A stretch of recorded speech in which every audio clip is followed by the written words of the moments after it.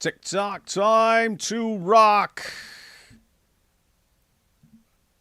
All the haters can shut your pie holes. Uh-oh, we're late again. 4 minutes, man. 4 minutes. You're late. I'm unsubscribing. Well, you're whining, so I'm blocking you.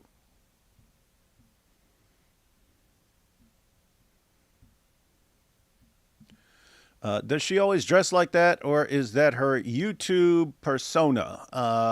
Yeah, I think she dresses like that so as not to be confused with other personas. You know what I mean? Basically, I mean anyone who's doing anything can toss on a niqab and keep that identity separate from other identities. Anyway, how's everyone doing? Oh, you'll notice no one's here. Yeah. So Jai's been out of town for a while. He's gearing up to come back. I think he's coming back. I think he's coming back tomorrow or something like that. Anyway. Yeah. So I could have waited. I could have waited to cover this with Jai and stuff, but yeah, he's busy getting ready to do a bit of traveling and stuff. I already had this clip pulled up from yesterday. We didn't get to it, but this was interesting. I listened to about 2/3 of it earlier, but hats off to Korra for bringing up topics like these. You don't see the Dawa guys wanting to debate whether the Quran is the word of Allah. They'll bring that up if they're talking to a person who has absolutely no clue what they're talking about, doesn't know about Islam, doesn't know about the history of the Quran. They'll bring up stuff like that. The scientific miracles and this and that. They'll bring that sort of thing up. Not to someone who knows the Dawa script. They won't bring that stuff up to us. And so hats off to Korra for covering multiple topics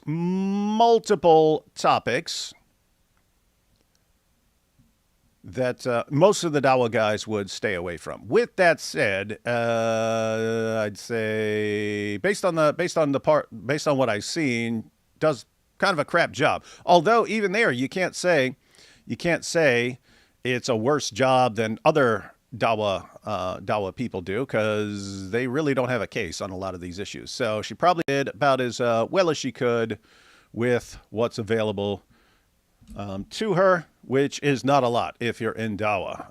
Apparently someone saw that I'm all by my lonesome and got worried that the psychopath would feel lonely. Gotta have some friends. And so we got Issa. Thank you. I appreciate it. Hey, you see this debate yet?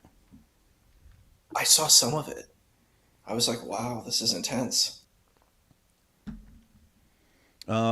Yeah. So, in case anyone didn't in case anyone wasn't here yesterday, sometime earlier yesterday before we went live, they posted the other debate that they recorded that day. So they recorded Lady Logic. They recorded Lady Logic. So Christina, God Logic's wife, and she debated 12 Muslim women. It was supposed to be 20, but 8 didn't show up because they weren't crazy about some of the issues that were going to be raised. But then Korra did the same thing on the same day. So then it was Korra versus 20 Christian women. The Christian women all showed up and so on. So yesterday we covered the Trinity versus absolute oneness portion of the debate, which, 5 to 7 minutes, they were actually on topic. Then Korra started going in other directions because she didn't like the way things were going. And in this one, Korra is debating whether the Quran is Allah's final revelation, the final revelation. So I'm always interested in this because, as I've said many times, if you go back 10 years, 15 years, 20 years, the Dawa guys had all kinds of arguments. And those arguments worked really well as long as no one had any clue what they were talking about. Once people started looking into these things, the arguments stopped working, and they started abandoning their arguments officially, like the Dawa guys. They don't use the perfect preservation argument anymore, again, unless they're talking to someone who doesn't know about the issue. Then they'll keep running with it. Scientific miracles, they abandoned that one again.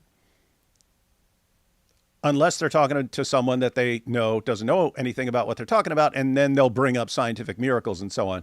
But officially, like we had Ali Dawa announcing that Muslims shouldn't use this argument anymore. It's been debunked. And so it's just a situation where all the arguments that they were using when I started learning about Islam and started interacting with these guys, all the arguments that they use, they don't use anymore. And so I always wonder, well, what arguments do you have anymore? What case do you have that anyone should believe in your book or your prophet? So, like, I'm legitimately interested. Once you've abandoned all your arguments from 15, 20 years ago, what do you now argue? What do you now argue? So we're going to check that out. Any thoughts on anything before we get started, Issa? I guess we could take these super chats here at the beginning. I found it strange listening to Korra. I was like, she kind of comes off with that sort of, how do I say it, like Muslim apologist YouTuber type of thing where you learn a few bit pieces about Christianity. You're like, let me talk about these texts and let me, give arguments for these texts. But I don't think she really understands the text. I'm sorry, I have to keep summoning this over and over again, but I don't, and I hate to say this, but I think people do need to know this. Some people are born into a religion and they have a certain education and they can learn these kinds of things. But if you're not born into these spaces, you kind of need to get a certain kind of education on this. Like maybe take a religion class. Like for me, for example, when I was in undergrad, I took a Foundations of Christianity class, and it really helped me understand about Christianity. I read the entire New Testament, so I was like, okay. And I had a scholarly understanding of what the text said. We looked at other things, like we looked at the Nag Hammadi text. We look at all these other things, like kind of the space around Christianity, and I think it's super important to do that if you're going to talk about a subject. And you should try to get some kind of education. It doesn't have to be college per se, but you should get like a kind of education on this. And I think a lot of the time it's like what you said, and I can't believe it, but I think it's true. It's a script, because I see the same verses cited about the Bible. And I'm like, did you actually read the Bible, or did you go to a Google site and see these few verses and then you interpret them through an Islamic lens and then say, well, that's what it means? I'm like, no, that's your critique. That's your critique from your tradition. It's not it's an external critique, not an internal critique. You're not actually looking at these texts through the theology. And I don't think they understand, and I think that's the biggest problem. They don't understand Christian theology, and that they're just projecting Islamic theology onto Christian theology. And I think this is where the epic failure is. Yeah, and that actually comes up when someone will raise an objection to what she's saying about the Quran, and then Korra will go, oh, but the Bible, and they're like, we don't have the same view. We don't have the same understanding of preservation and corruption and so on that you guys do. So stop applying your understanding of these issues to us, because we have different understandings. Yep, that's going to come up. Let's take these first couple super chats. We got Nordine, who says, even though it's a fiction, Saitama's smile illustrates demonic mind manipulation. It's a cartoon. Oh my goodness. This cartoon is illustrating demonic mind manipulation. He's smiling. He's smiling at the idea that someone very powerful could try to do something to him, and it's just amusing to him. As I said before, demons can manipulate emotions. Amusement is one of these. When it's projected onto something, it makes it feel funny. You see, the Saitama is doing demonic mind manipulation.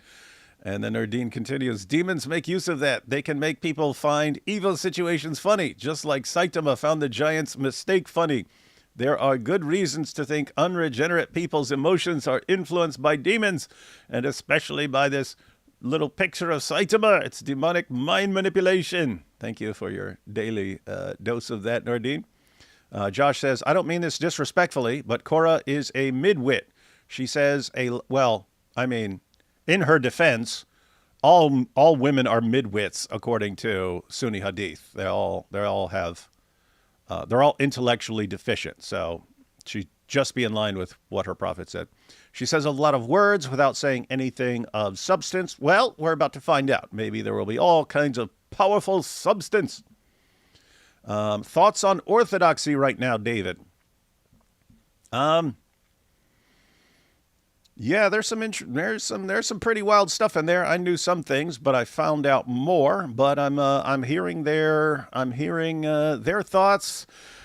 Still seem like a bunch of issues, but we're gonna unpack it, everyone. We're gonna get to the bottom of this, not in the zut sense, but we're gonna get to the bottom of all of this. And yeah, tomorrow I'm having on Tony Costa. I think Tony's a Calvinist. There's some sort of distinction between Calvinist and Reformed. Like one is more strict than the other. I don't remember because I heard that years ago, but I think he's a Calvinist or Reformed or something like that. But yeah, Tony's going to be sharing his thoughts on Eastern Orthodoxy, and sometime after that, I messaged a couple of Orthodox priests about getting an Orthodox priest on with us to lay out the positive case. So if you guys are following on X, I asked that yesterday on X. I also have sent out a couple emails, but there are. See, my natural normal inclination is if I want to hear from someone, I check with YouTubers I know. So that's why I had Nick and Ben on. They're YouTubers and so on. But there are some people in the Eastern Orthodox camp who prefer talking to a priest about these issues because they want everything coming from a priest. So going to check on that. And what I'm interested in now, either more of a deep dive on some of the more controversial issues, like kind of breaking it down and breaking down the history and where they can trace this back to. Because we kind of did an overview with Nick and Ben. We went through Need God's 10.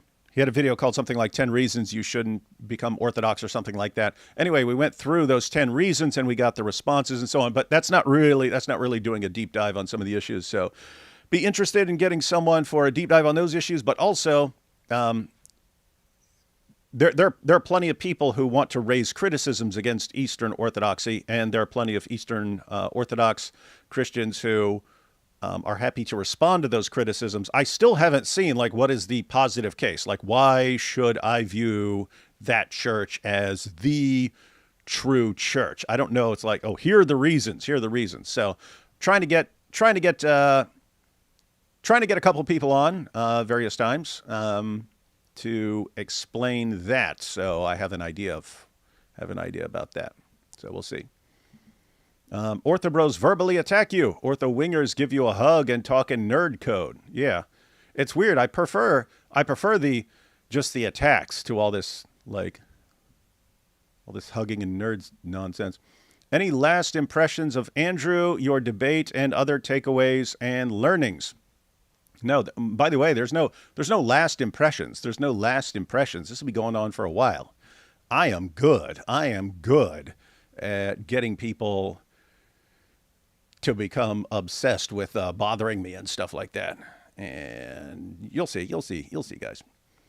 20v1, where are the other 10 people? Oh, yeah, since it's 10. It's technically 10. Because each one has half a brain. Korra, okay, perfect. Good job, boy.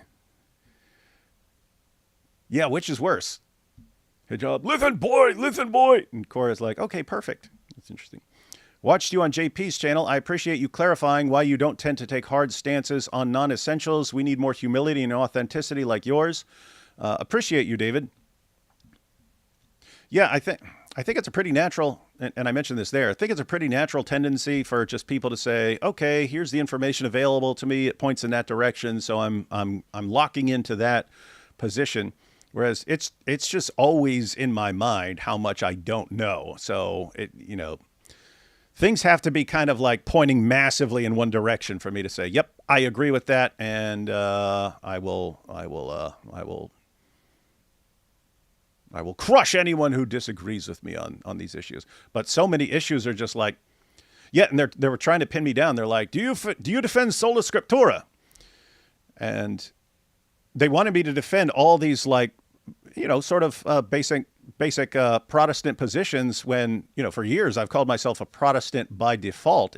I'm not interested in defending core tenets of Protestantism. I'm interested in defending core Bible teachings. But Protestants are generally more along the lines of, okay, we're defending the Bible here, not like later church tradition. But the reason I wouldn't go out and start defending like sola scriptura is I'm not ruling out the possibility of like authoritative tradition later on. I'm not. You just have to give me a case for that. Let me put it this way. Right now, I see some problems with Eastern Orthodoxy. If you told me right now, David would say Eastern Orthodoxy is false, I wouldn't do it, right? Why? I haven't really examined it yet. So why would I sit here saying it's false until I've actually gone through these things? So wasn't interested, but you got the Ortho Bros. They say we have to look into these things, and yeah, guys, I am not ashamed to say when I don't know enough about something, which is the vast majority of things. I don't know much about the vast majority of things, and of saying that I'm actually pretty skeptical of various positions, and I don't like adopting them. If they're on the scales, various hypotheses are on the scales. It's like, one side has to like almost drop to the floor, which the positions I normally defend, like Jesus' death by crucifixion, his resurrection, I think like when you're examining things, the evidence kind of drops to the floor on one side, and I can't take an alternative seriously. On tons of issues, even if I say I lean towards this position, I can still say, what? There's some other serious positions over here. So until I investigate those, I'm not gonna rule those out and just say this is the position, everything else is wrong. So anyway, but that's me. With that said, there are people who've studied all these things way more than I have, and they may be locked in. And are willing to proclaim the positions and defend them in debate and stuff like that. And so that's my position. You want someone like defending very specific doctrines and so on, find someone who is really interested in that stuff and has studied it really well. Let's see. God bless you. You noted some errors in Eastern Orthodoxy. Will you attack? I will. I'm giving them an opportunity. I'm giving them an opportunity to address these things. So I'm guessing I'll probably attack on some things eventually. I'm going to hear them out. I'm going to listen to the criticisms. We're going to have people on both sides of all these issues. Do want to get to the bottom of this, and I also want other people to get to the bottom of this. They're kind of dealing with the same situation, like you've got the online Ortho Bros, debate me. Okay, well, we kind of all have to know what we're talking about. We've got this group that's going around like harassing people. So we kind of have to learn what we're talking about on this issue. And hey, if I'm learning, then other people who want to learn about this stuff can also learn about it. But it's a situation. I mean, theoretically, they could give me some knockdown case, and I'd be like, wow, you guys are right. That could happen. I'd be very surprised if that could happen, because if I see a bunch of problems and I'm not convinced of your responses to those problems, that makes it, you're going to have way more evidence that you have the correct position just overall to kind of outweigh all those issues. And so, and again, I just know I'm kind of skeptical with saying, nope, this is the correct position, and I reject all others. So I'd be pretty surprised, but I haven't seen their positive case, so I don't know it yet. But I will take a look into it. And if at the end of all this, if there are like serious gospel undermining issues, that's where I would kind of draw the line as far as where I would want to attack. If you have differences and they're okay, guess what? The Apostle Paul was okay with people having differences. He would say, hey, one person, eats whatever he wants. This guy doesn't eat meat. This guy esteems one day more important than all others. This guy esteems all days alike. He's talking about some very important issues like dietary restrictions and, holy days and stuff like that. And he's saying it's okay. It's okay to disagree about all this stuff. Don't let this stuff divide you up. Don't get divided up over disagreements. Whereas other people, no, we have to agree on everything or we're just separate. So, but yeah, we'll see what happens. We'll see what happens in all of this. Noticed Orthodox proponents and Islam proponents both say we believe often. Cult, bat signaling, dog whistling, or just coincidence, or what. It kind of depends. It kind of depends. If you're asking for evidence and someone just says we believe, we believe, we believe, well, that's not answering the question. But normally it is relevant for a person to tell you what they believe. Depends on what you're asking for. You as a real one, David, always taking the heat off others and putting it on yourself. Yeah, I do that.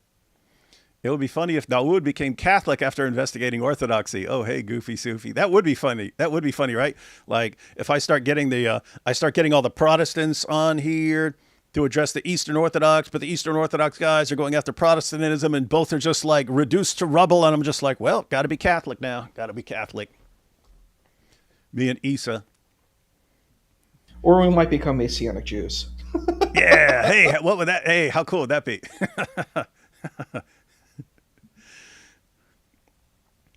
You being half, see, now I got a little difficulty because I'm only 2.7% Ashkenazi. You're half Jewish, so you might be good to go, man. Oh no, Messianic Jews would take you too, bro. The Messianic church, the Messianic synagogue is very open. From what I know, they accept people who aren't 100%. I'm 2.7% chosen, 100% dope. I should get a T-shirt that says that for no reason. Just from those two Eastern Orthodox you spoke to, I know it's wrong. Oh, I don't. I mean, again, before I say something, I have to say there are some issues like on that list of 10 things. There are some I'm like, not a big deal. Others I'm like, this. There are like 3 or 4 issues where it's like, this really doesn't sound like, this sounds significantly different from what the Bible says. So there are two ways to respond to that. If I say this really doesn't sound like what the Bible says, 2 ways to respond to that. One, you show I'm missing something and no, it actually is biblical. Or if you can just defend that your church is the authority and gets everything right, then, well, guess what? If your church gets everything right and that's their position, then they're just correct on all these interpretations. But we're going to see. The thing in Eastern Orthodox, why you guys talk, man, we're trying to watch a debate here, guys. Tomorrow we're literally talking about Eastern Orthodox stuff tomorrow and 1 or 2 other days later this week. Right now we're talking about Islam, guys, Islam. The thing an Eastern Orthodox would have to convince me of, did Jesus not finish the work? He claims to have done so, yet I'm told by Eastern Orthodox these other things must be done. Anyway, thanks for the content. Yeah, we're gonna have some good content.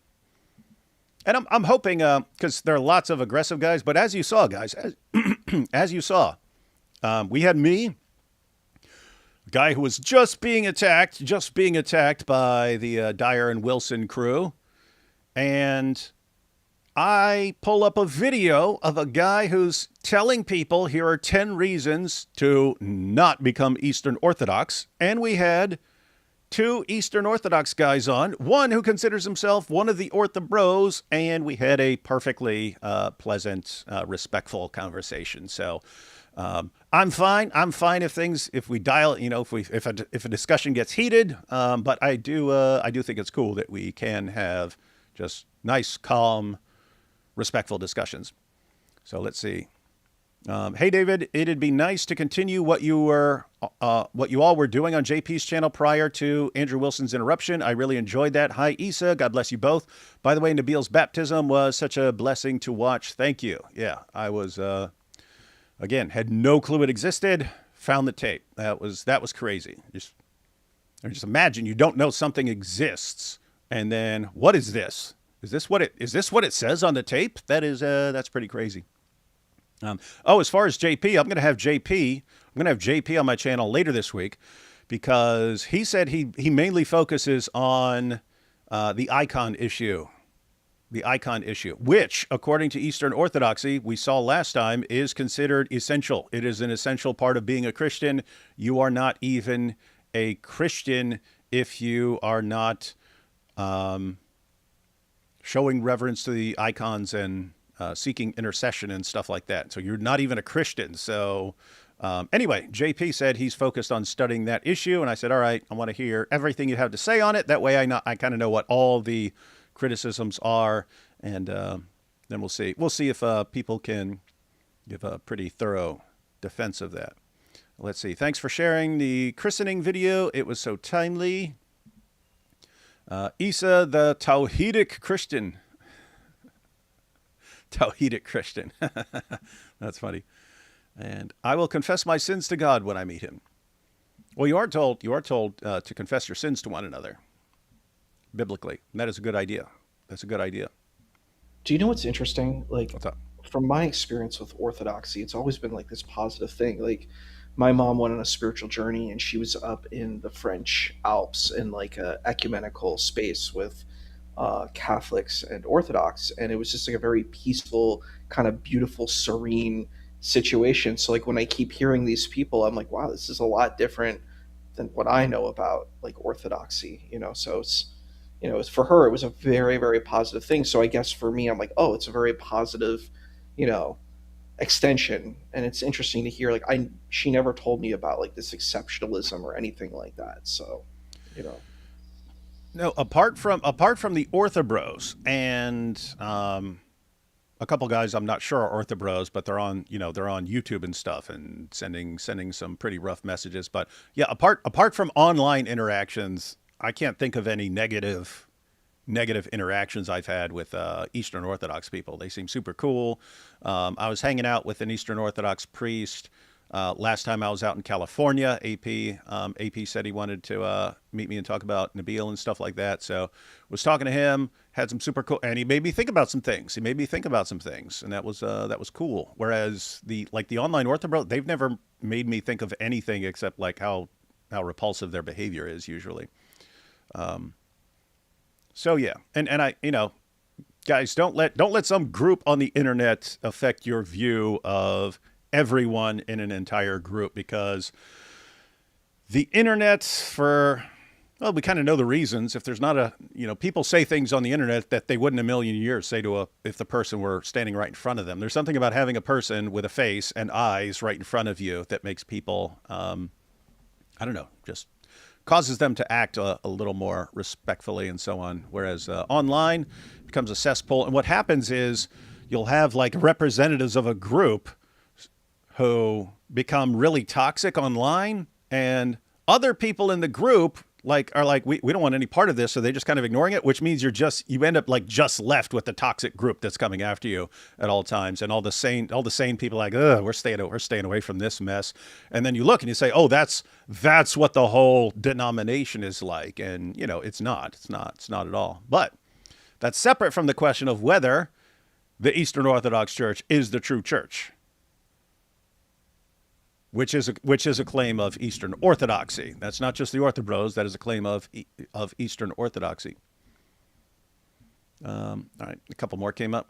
Given psychopathy, what spiritual states have you experienced? Is your faith based on some kind of logic, or, the faith would be biblically, like biblical faith, because it gets mocked by the atheists. They're like, oh, faith is when you know something isn't true and you believe it anyway, and faith is what you have if you have no evidence. And no, I mean, Jesus' disciples had faith in Jesus. Did they have all kinds of reasons to believe in Jesus? Yes, they had tons of reasons to believe in Jesus. Biblically, faith is like a trust you have for the unknown based on what you know. So based on what you know about God, you can trust him for other things. You can trust him with your eternal destiny. You can trust him with the future. You can trust that he knows what he's doing and so on, because of what you already know about him. So that's kind of my faith. As far as spiritual states, there are definitely some changes. I mean, in my testimony video, I mentioned like how I think that was a massive spiritual change right there, and it was pretty instant. But there've been kind of things like that over the years, but nothing I'd really want to talk about. Let's see. God bless David and Isa. Hey, apostate of Allah. And here we have, what's the logically rigorous response excluding Aisha to a Muslim saying Islam's harm principle covers a prohibition on minor marriage when an individual one is assessed to be harmful, despite the Quran evidently allowing minor marriage in general? that would kind of be it. The harm principle is extremely vague. It's just don't harm others. Okay, you can't just apply that. I mean, you're killing apostates and so on. You're killing apostates. You can't say that just applies as some blanket rule. And you can't say it rules out minor marriage because Muhammad married a minor and the Quran allows minor marriage. And so that's why when you see Muslim scholars trying to apply it, on the age of marriage, they're talking about like doing massive damage. It can't just be, oh, you're hurting this girl or something like that. That's pretty common if you're consummating a marriage with someone who's young. So it's pretty common that you're gonna, she's gonna be hurt. So it can't be something like that. In other words, the harm principle cannot mean don't hurt someone. So Muslim scholars have to interpret that in light of the Quran clearly allowing child marriage and Muhammad marrying a child. And so you'd say the situation would be the burden of proof is on the person who's trying to use this harm principle. If that person is saying, oh, yep, that means no minor marriage, okay, you can believe that. We can't believe that. We can't believe that that's what that hadith is declaring, because it would contradict the Quran and the hadith. And that's kind of a rule. If you're giving a hadith some interpretation, it can't contradict other even clearer hadiths, and it can't contradict the Quran. Let's see, Kingdom of Heaven movie, referral, by the way, Baldwin. Oh, reference, by the way, Baldwin. I've never seen that. I know Muslims liked it because when that came out, I was teaching English as a second language, and my students were all Muslims. And they were telling me about how much they love that movie. When you get to early church positions on Eastern Orthodox dogma, please talk with Dr. Michael Svigel, patristic scholar at Dallas Theological Seminary, for the Protestant response. He's on X. Yeah, happy to have him on, but we got a lot of good resources as far as people who are going to share their thoughts on stuff on both sides. So I like learning what a group believes and judging based on that. So excited to learn with you, D. Wood. You're the only apologist I have agreed with theologically 100% so far. Well, that's because I don't say much. I don't say a lot. So it's like, okay, these 5 things. Oh, we agree with you. All right, then we agree 100%, and we're good. But what to do? Low trust, high betray world, confess. But what to do? Low trust, high betray world, confess. Oh, if you're talking about confessing sins, yeah, don't just blurt stuff out like I do. Talk to someone you trust. Have a good friend that you trust and confess to that person, or to a religious leader in your church or something like that. But it's good to have a good friend that you can share things with. All right, Issa, you ready to get into this, man? Here we go, guys. This is Korra versus 20 Christians. Sure. It's actually like 20 Christians total, but with the 5 prompts, they have 4 Christians per prompt. So this is Korra versus 4 Christians that she didn't talk to before. So they divided them up. They divided them all up. All right, and the topic again is whether the Quran is Allah's final revelation, something along those lines. Let's check it out. My next prompt is, the Quran is the final revelation of God. My name's Korra. My name's Shanasa. My name is Danielle Olivia. I'm Marian. My name is Belle. All right, perfect. The reason why I picked this prompt is I mostly tried to pick prompts pertaining to Islam just so everybody can get their word in terms of why they disagree and so on and so forth. But the main reason why I believe that the Quran is the final revelation of God is because I believe that it contains content that only God could have known. You guys obviously agree, because I believe in 2 Peter it actually says... Did you guys catch that? She said the main reason she believes that the Quran is the Word of God is that it contains information that only God could know.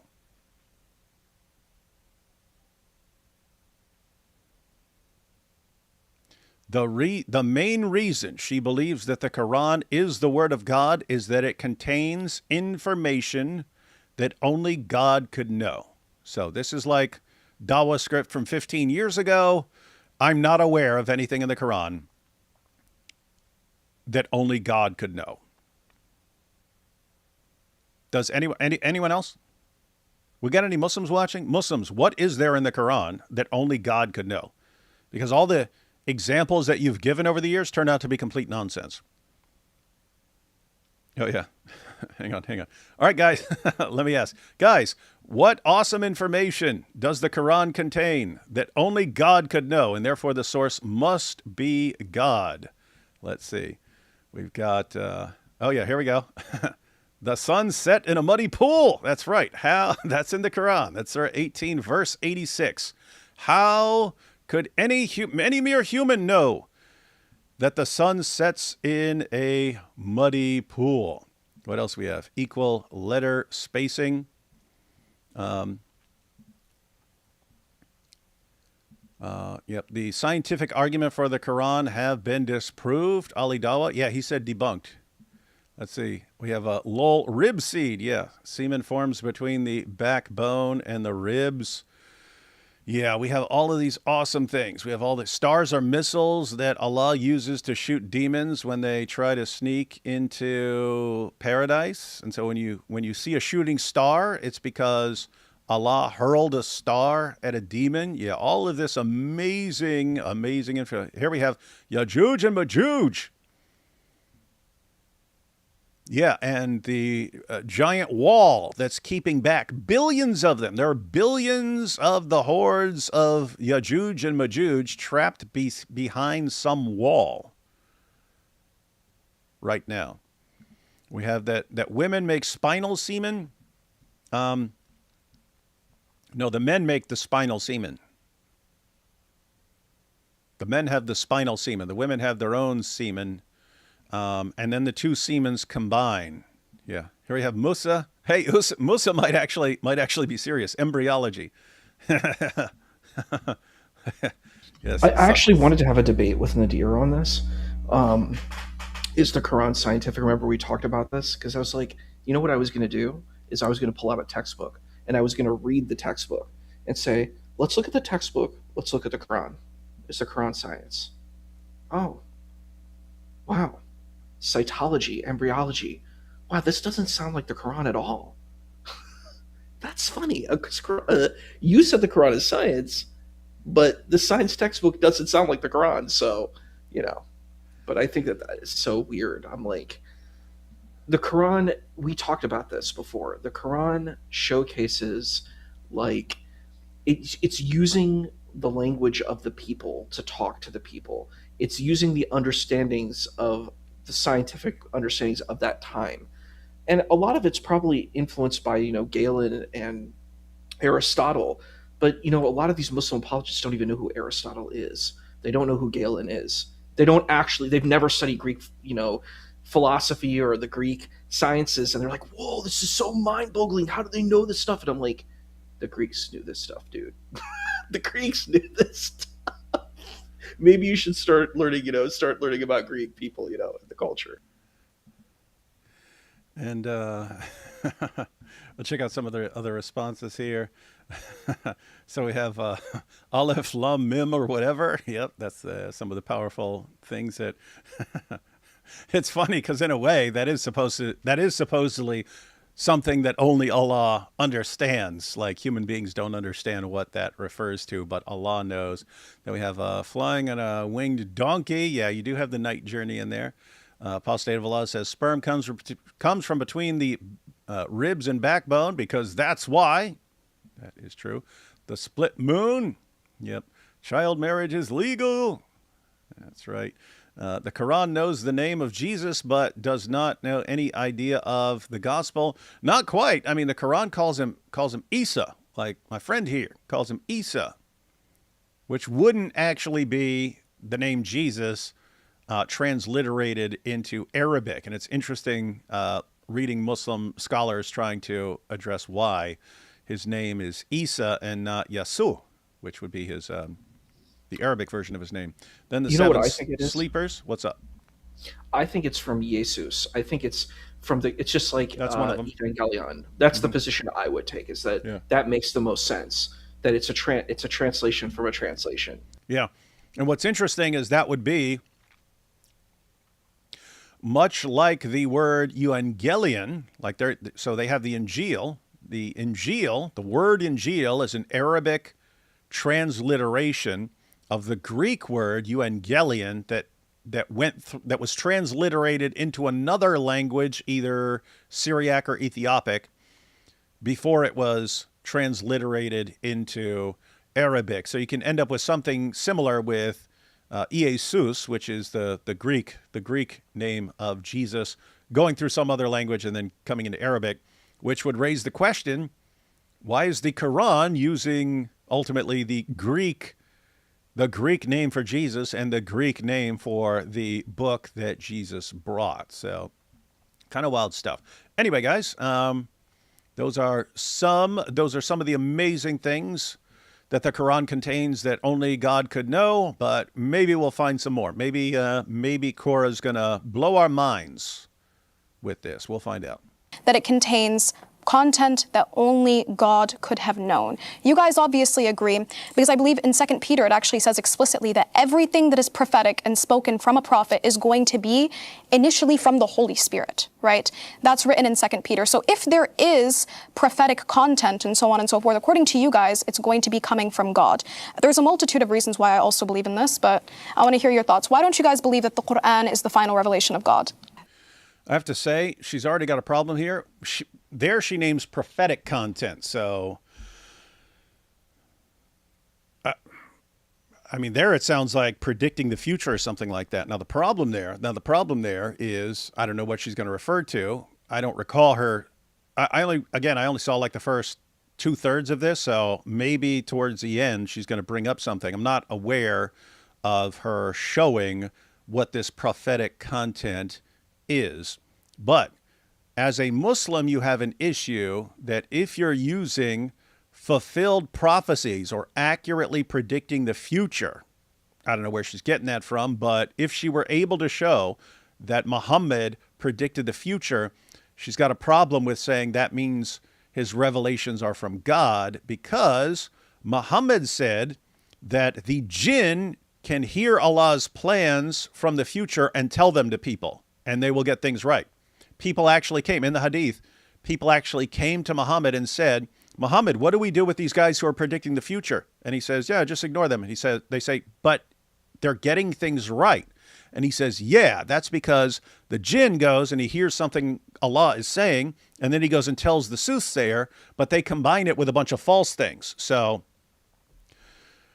Muhammad himself believed that jinn can actually give you accurate information about the future. So in a weird way, that wouldn't, from an Islamic perspective, show that someone is a prophet. And yet Korra's making that her main defense of why people should believe that the Quran is the final revelation of Allah, completely undermining her prophet yet again.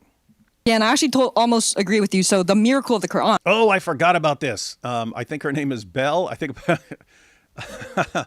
her name is Belle. But Belle is just on fire here at the beginning. But check this out. I want to hear your thoughts. Why don't you guys believe that the Quran is the final revelation of God? Yeah, and I actually almost agree with you. So the miracle of the Quran is that Muhammad is like illiterate, but he gets all these things right? And I don't want to talk about the theology that he gets right or, morals that he gets right. I want to talk about the stories of the prophets, because the Quran is 6,000 plus verses, and it contains 1,100 verses about stories of the prophets. That's a whole 1/6 of the Quran, meaning if he gets any of those 1/6 of the Quran stories wrong, then he's not a prophet, right? And so, for example, in 12 verse 3, this is the chapter of Joseph, right? Allah is saying, before this, Muhammad, you didn't know anything about the story of Joseph. And then he reveals 98 verses in detail about Joseph. And he closes this chapter in verse 111 by saying, this is a confirmation of the previous scriptures and a detailed explanation. Oh, hey, look, guys. Belle says, so Oh, Belle Lou apologetics, huh? Oh, that's cute. She's an apologist. Well, you can kind of tell by her argument here. Hey, Belle, you want to jump on? You can. I just clicked on her channel. Oh yeah. She's got videos over there. Oh, cool. Pretty cool. I don't know if you're busy. You can jump on. We can get you the get you. We can send you the link if you want to jump in, but I don't know if you're in a position where you want to jump in and stuff like that. But this is Bell's on fire here, so let's check this out, guys.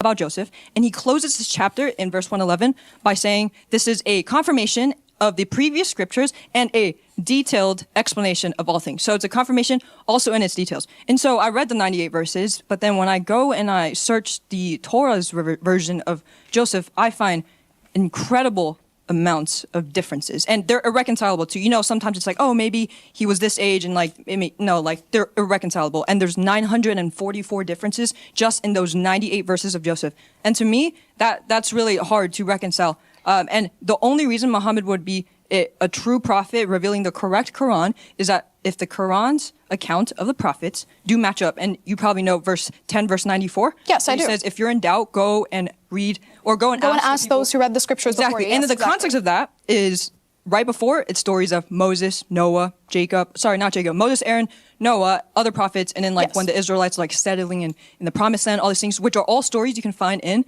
the Old Testament. And so if the people in the 7th century are in doubt that Muhammad's revealing all these stories of the prophets, they have to go and read the previous scripture. And so when we go and look at not only the 7th century text, but the Dead Sea Scrolls from the 250s and the 1st century, and not even extra biblical texts, right? You have Philo of Alexandria. He's a Greek philosopher, no motive for religion.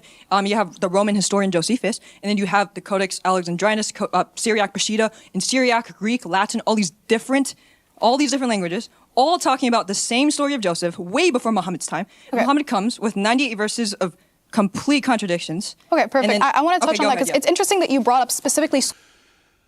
Wow, you guys catch that? So that was basically an extended example of applying the Islamic dilemma. She's pointing out that the Quran says if you're in doubt, and she points out in context, that's in the context of stories that the people of the book are supposed to be familiar with. And so the Quran says to Muhammad, hey, Muhammad, if you're in doubt as to what we have revealed to you, ask those who are reading the book before you. Now, you can interpret this in different ways. You can say, if Muhammad's in doubt that the Quran, just any of his revelations are the word of God, he can go to the people of the book. Or you can say it's only talking about the issue in context, which would be these stories. And so, hey, Muhammad, if you're in doubt about these stories that are being revealed to you right now, ask the people of the book. Well, what's the problem? Well, Bell just said it. You go to what the Quran says in these stories, and it doesn't line up. So Allah is saying, and by the way, this is his main argument for why the people of the book should believe in Muhammad.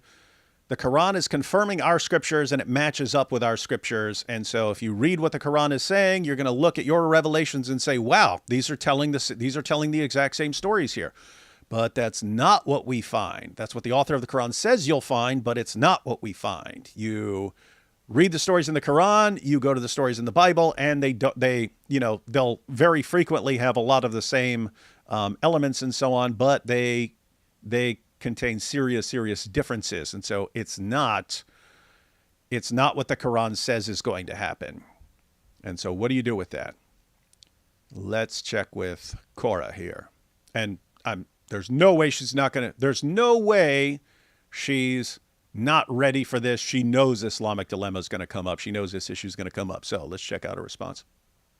Story of Joseph way before Muhammad's time. Okay. Muhammad comes with 98 verses of complete contradictions. Okay, perfect. And then- I want to touch okay, on go that because ahead, it's interesting that you brought up specifically Surah Yusuf, or the story of Joseph. So we believe that the Quran is a confirmation of the previous scriptures. It's detailed everywhere. However, we believe that the Quran comes and it corrects aspects of the previous scriptures that were changed by the hands of man.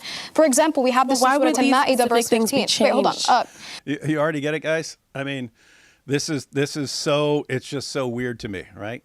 It's a bad generic argument. And Yeah. I want to challenge I never even heard this argument from Islam ever until I've come into the realm of apologetics, Muslim apologetics. I was like, you actually think the Quran is correcting the Bible? If that's true, and you're saying it's correcting certain aspects, then the rest has to be true. What are you willing to engage with? The Quran. Hang on. Need to flesh that out, Issa, because that's an issue people keep missing. So everyone pay attention to this. Issa keeps saying it.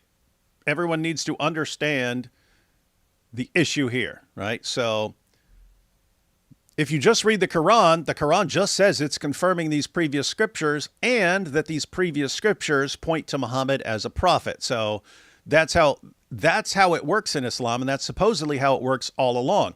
So you have the scriptures before Jesus, but then when Jesus comes with the gospel, what does it say? It says that Jesus confirms the Torah between his hands, and the revelation that he brings, the gospel, also confirms the Torah, right? But also, the Torah and the gospel are supposedly predicting the arrival of Muhammad, and Muhammad comes and he confirms the Torah and the gospel. The idea is that all of these are confirming each other. They're confirming each other that they're from God.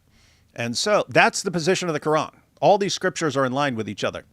We go to the previous scriptures and we find out they don't line up with Islam on all kinds of things. So what do we do here? Well, Muslims say, yes, the Quran is confirming these scriptures, but it's correcting them. So the Quran is supposedly correcting errors in the Bible. Just get your mind around that point right now, because this is what Korra is saying, that the Quran is confirming the scriptures, but it's correcting the errors in those scriptures. Get your mind around that. That's the position. The Quran is confirming these scriptures, but it's correcting the errors. Well, what's that mean? It means if the Quran doesn't correct something, that it just stands, right? In other words, if the Quran is correcting the previous scriptures, you've got all kinds of things in those scriptures that contradict the Quran. The Quran would have to correct all of them if it's correcting the previous scriptures. And so you'd have to assume if the Quran doesn't correct something, that it's still fine because it didn't correct it. It confirmed it, and then it corrected the things that were wrong, but the things that it didn't address or didn't respond to, well, those things would have to be good because it was confirming everything that it wasn't correcting. Guess what? You could take everything where the Quran says something different, take all those passages out of the Bible, you still have a ton of passages that are contradicting the Quran. If the Quran were to correct everything that disagrees with the Quran, it would have to be a really, really, really big, giant book. That's what Isa keeps telling us. But it's not. It's significantly smaller than the New Testament. So it's not touching the vast majority of the Bible. And so what do you do with that, Muslims? What do you do with that? It supposedly corrects the errors, and yet there's things that it never touches on that completely contradict Islam. So what do you do with that? What do you do with that? Anyway, just want to make sure people understand. Go ahead, Isa.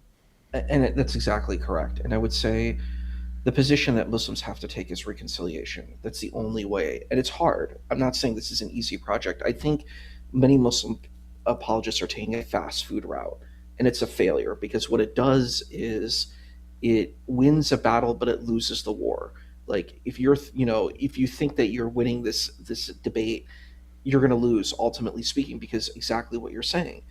You can't win with this engagement. So the better position is like, how do I reconcile the Quran with these previous scriptures? It's an arduous task. It's difficult, but I think it's the only way for Muslim apologists.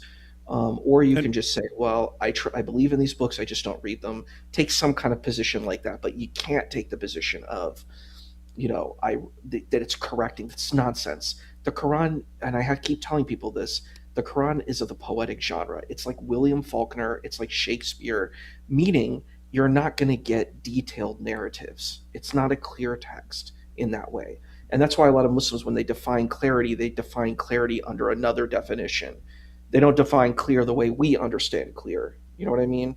Like when we understand, clear from here and there. So, yeah. So Siri says, is Isa Muslim? Yes, Sufi Muslim. So not like most of the Muslims who are coming at you on the internet. The people coming at you would most of the time be like Sunni Muslims, lots of like Salafi types and so on. They tend to be more aggressive and so on.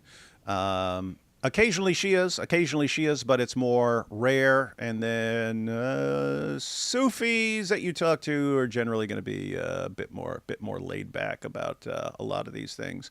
Not all Sufis historically. You had some pretty darn aggressive Sufis in the past, but Correct. not so much right now. Not so much right now. So you can have some good conversations with Sufis without things getting out of hand. And Ismaili Shias, you can usually have good, like even philosophical discussion with them and so on. But yeah, you got different kinds of Muslims out there, guys. You got different kinds of Muslims out there. So anyway, but the overall Muslim response is really like, it's kind of crazy. It's kind of crazy because what they say, and by the way, I've said before, I agree with Isa on that.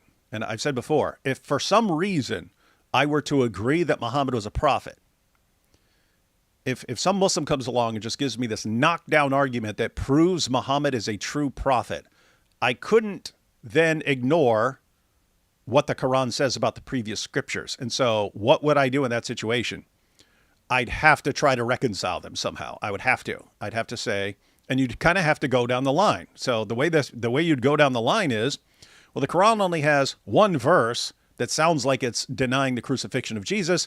The Bible has tons of verses confirming Jesus died by crucifixion. So in that situation, you have to say, okay, we're going with crucifixion, and we're interpreting Surah 4, verse 157 in a way that doesn't deny Jesus' death by crucifixion. That's how you do it. You kind of have to go like issue by issue, harmonize what you can. Anything you can't harmonize, you just have to say, all right, I don't know, but I believe it's all revealed from God, and maybe only God knows how to reconcile these things, but something along those lines.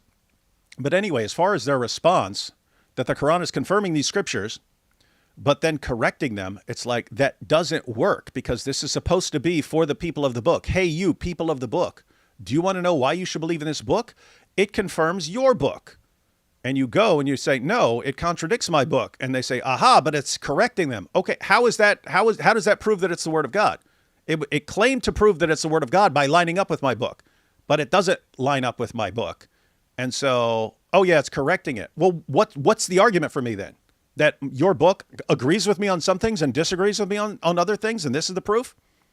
So when they say that, when they say, yes, the Quran says that the proof that the Quran is the word of God is that it's confirming these previous scriptures, but it's not really confirming these previous scriptures. When they say that the Quran is correcting, what they just did was they said Allah used as his main argument for why the Quran is the word of God, he used fallacious reasoning. He used circular reasoning. Why? So the only way I could say the Quran is the word of God based on this argument, according to how Korra and Dawa people respond, you have to say, okay, why should I believe this revelation is from God? Well, it's confirming your revelation. All right, I already think that's kind of a weird argument, but I can kind of see it. I can kind of see it if it's something like this. Hey, this guy out in the middle of nowhere in Arabia is telling the exact same stories that you guys have in your books. Now, you'd have to kind of rule out that he's getting them from somewhere else. But if this guy were to just walk out of a cave and he says, I got all these revelations, and they just line up with everything in the Bible, that might be kind of mind blowing there. That might make you think. But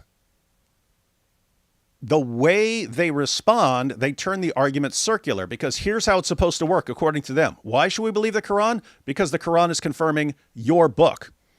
But the Quran contradicts my book on all these issues. Oh yeah, the Quran is rejecting those. So get rid of those. Why would I get rid of those? Because the Quran, why should I side with the Quran against my book? Because the Quran's the word of God. Okay, but it says I should believe it's the word of God because it's confirming my book. Is it confirming my book? No, it's just confirming the parts that agree with it. And Muslims don't understand the issue here. Muslims just think, if I came up to you and I said, hey, I got the Quran here, and I just want you to know I'm a prophet, and you should believe that I'm a prophet because I, Prophet David Wood, I confirm this book. Since I confirm your book, you should acknowledge that I'm a prophet. And then you ask me, okay, what are you teaching? And I say all kinds of things that contradict the Quran. And then you say, well, why should we believe you're a prophet when you're pointing to the Quran as confirmation, and yet you're contradicting it. I say, oh yeah, but I'm correcting all those things.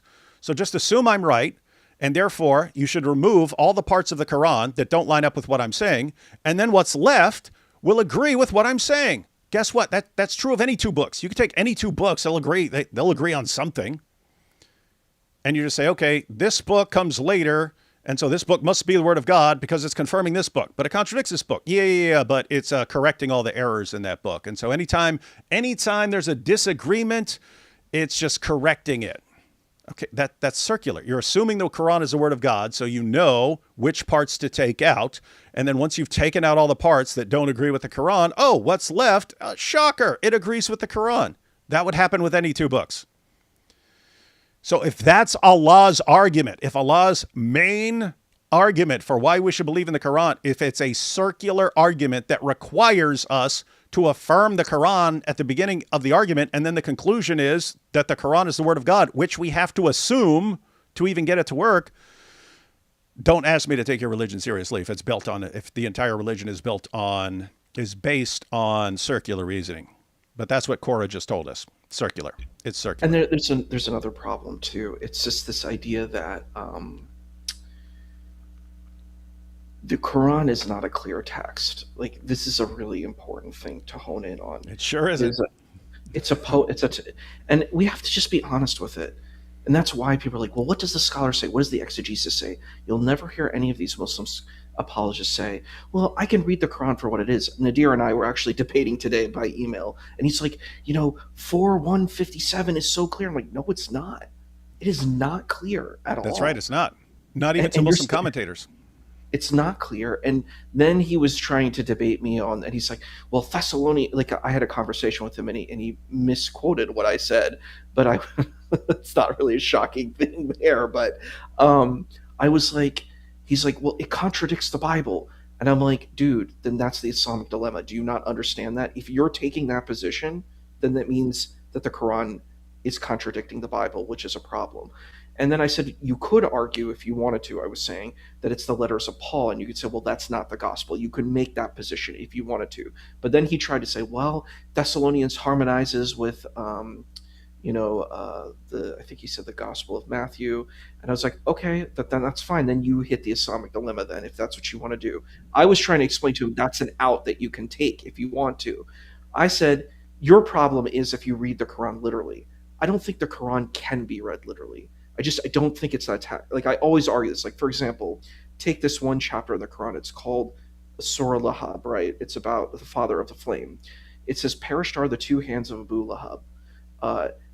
He shall be perished, and his wife, and his wealth will not avail him. He shall roast on a fire having flame, and his wife will be the carrier of firewood, and around his neck is a palm fiber. What does that mean? I don't know what that means. That's not clear. That's why you have exegesis that people go to, and they're like, well, it's so clear. And I'm like, well, tell me what that means. Tell me who Abu Lahab is. What is perishing? You don't know. You don't know from the Quran. You have no idea who this guy is, or what he did, or what his wife did, or why they're in such trouble, according to the Quran. You have no clue. None. So you could say, well, it's some metaphorical thing. Maybe it's maybe we can be Abu Lahab. You could take some postmodernist way of looking at it. You could do that, right? You could do some kind of thing like that. But from the text itself, you have no idea. So it's so weird when people are like, it's so clear. It corrects. And I'm like, you're joking, right?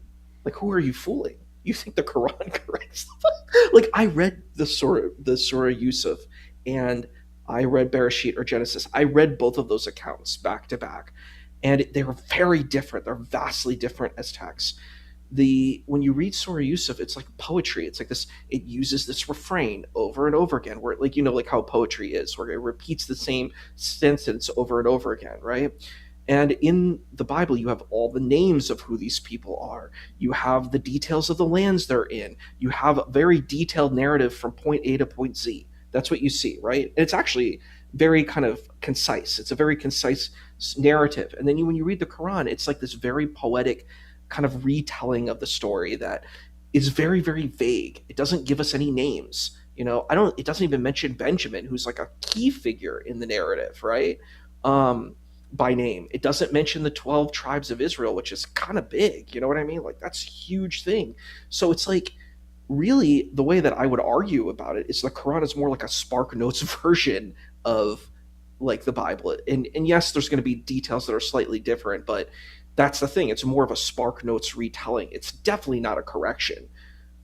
Like as a person who's been a teacher, like a special ed teacher, like when you correct something, there's like an effort that's in the correction. You explain why the problem went, like if I taught math, you explain what went wrong in the equation, right? And you said, okay, this is the steps you missed with this, right? That's a correction. There is no correction in the Quran. There's no method of correction. This is just a claim that's being argued. It's very problematic. Yeah, and as Christopher from Defending a Lion has pointed out with his Talmudic dilemma, the Quranic versions of these stories usually line up really well with the Talmudic versions of the stories, not the Torah versions of the stories. But he shows that the various elements where you're like, that's not in the Torah, but they are in the Talmud, which is very interesting.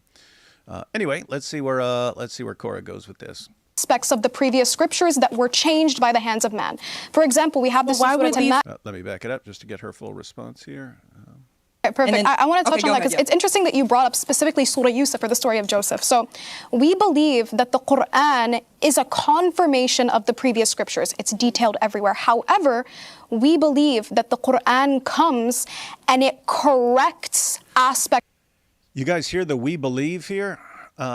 Because it just came up pointing out with some of the orthobros, we believe this, we believe that, and so on. I have noticed this significantly more now. Like if we're talking to Muslims at a dawah booth, over and over again, it's we believe, we believe, we believe, not the Quran says, the Quran says, the Quran says. Because if you say, the Quran says the previous scriptures were coming, it's going to be, okay, chapter and verse. And so they just, we believe, we believe, we believe.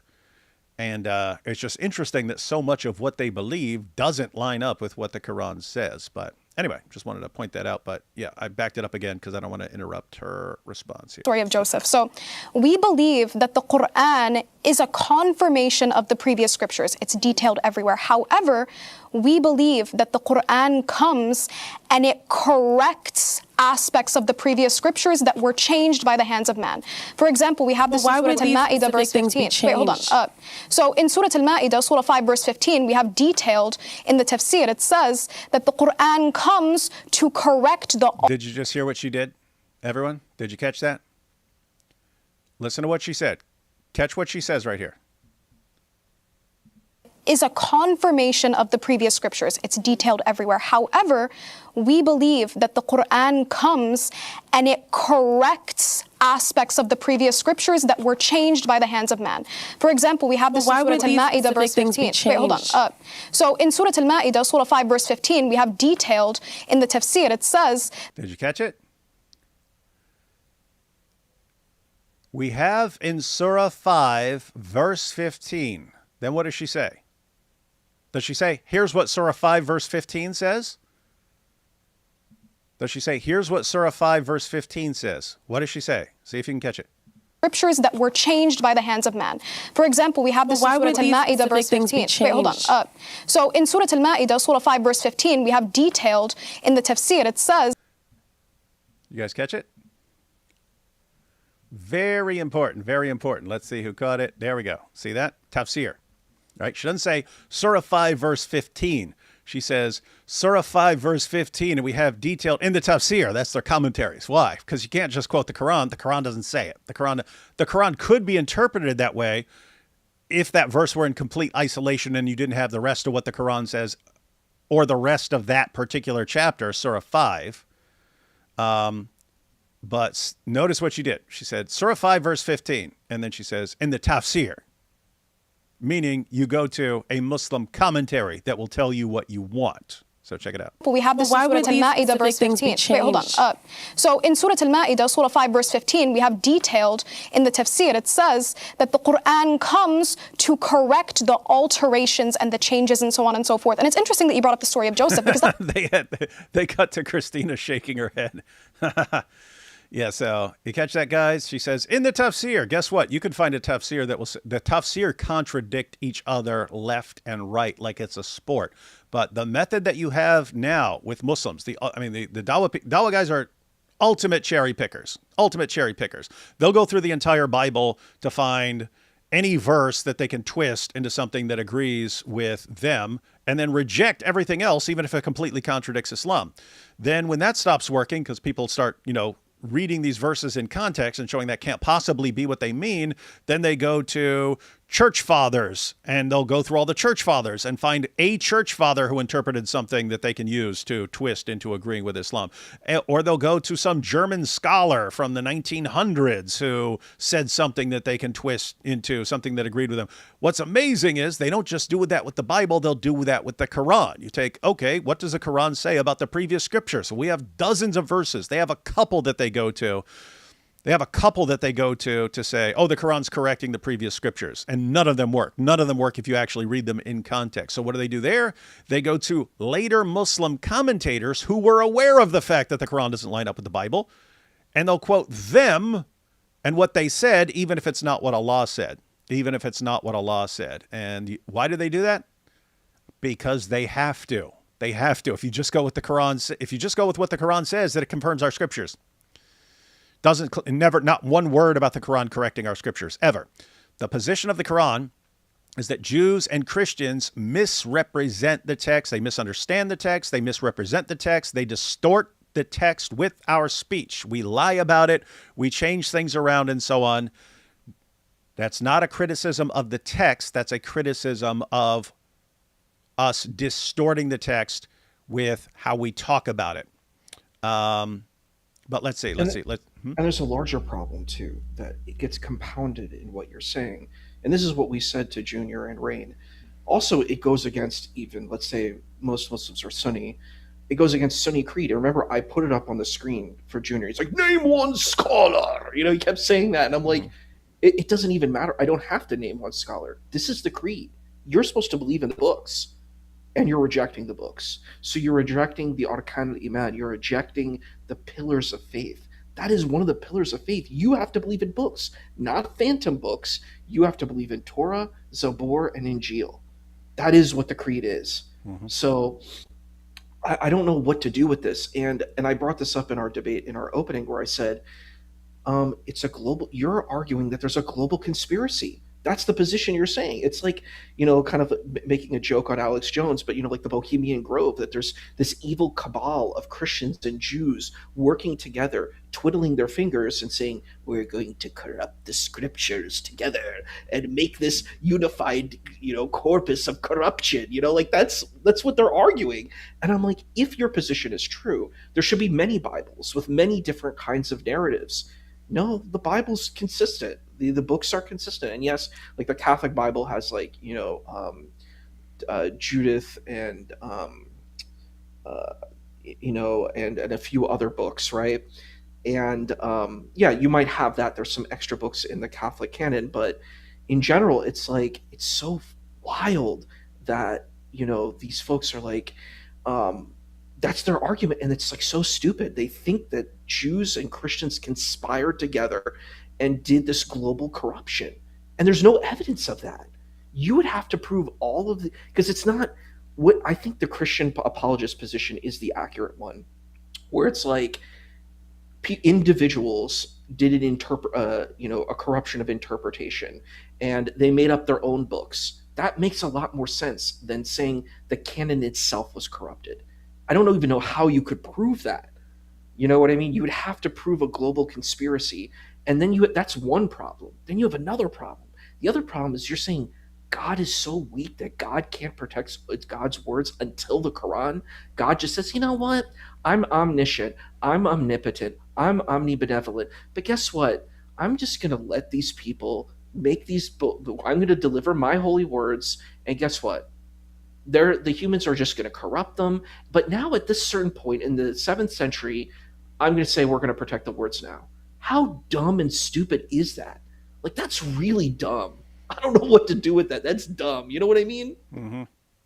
It's pretty bad. But hey, let's go ahead and check out the verse, guys. Let's go ahead and check out the verse that she just brought up, which she didn't quote. She just tells us what a tafsir says, even though you can find tafsirs that say pretty much anything, but that allows you to cherry pick and get the one that you agree with and then declare that this is what the Quran is saying.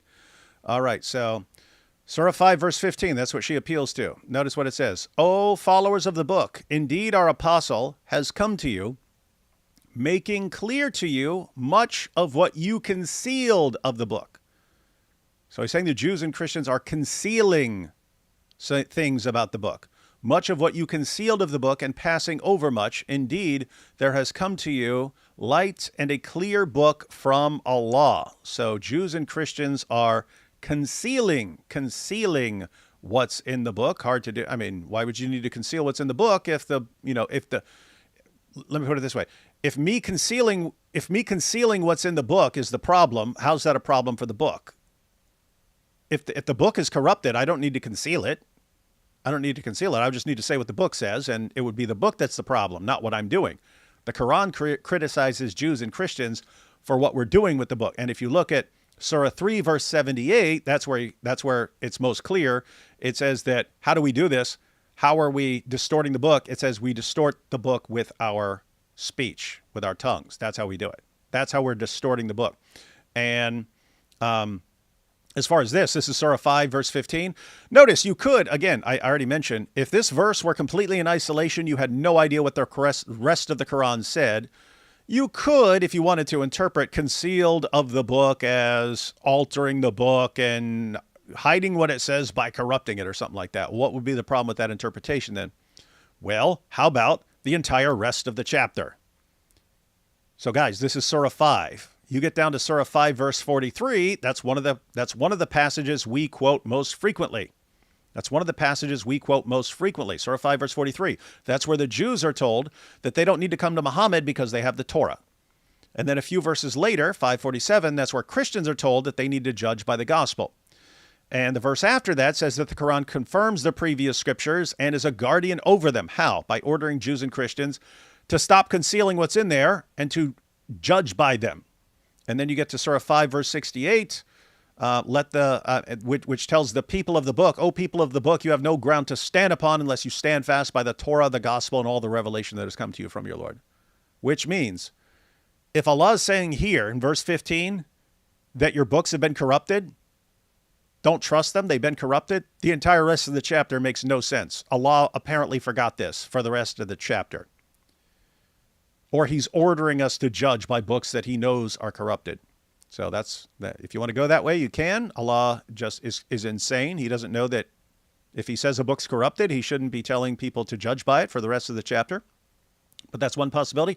The other possibility is that you should read verse 15 in light of the other things that the Quran clearly says. And so you'd read this as exactly the situation that arises, that's the background of Surah 5, verse 43, which is that Jews didn't want to judge by the Torah, and they were concealing what it said. They were concealing what it said because they didn't want to judge by it. And the Quran orders them to judge by it.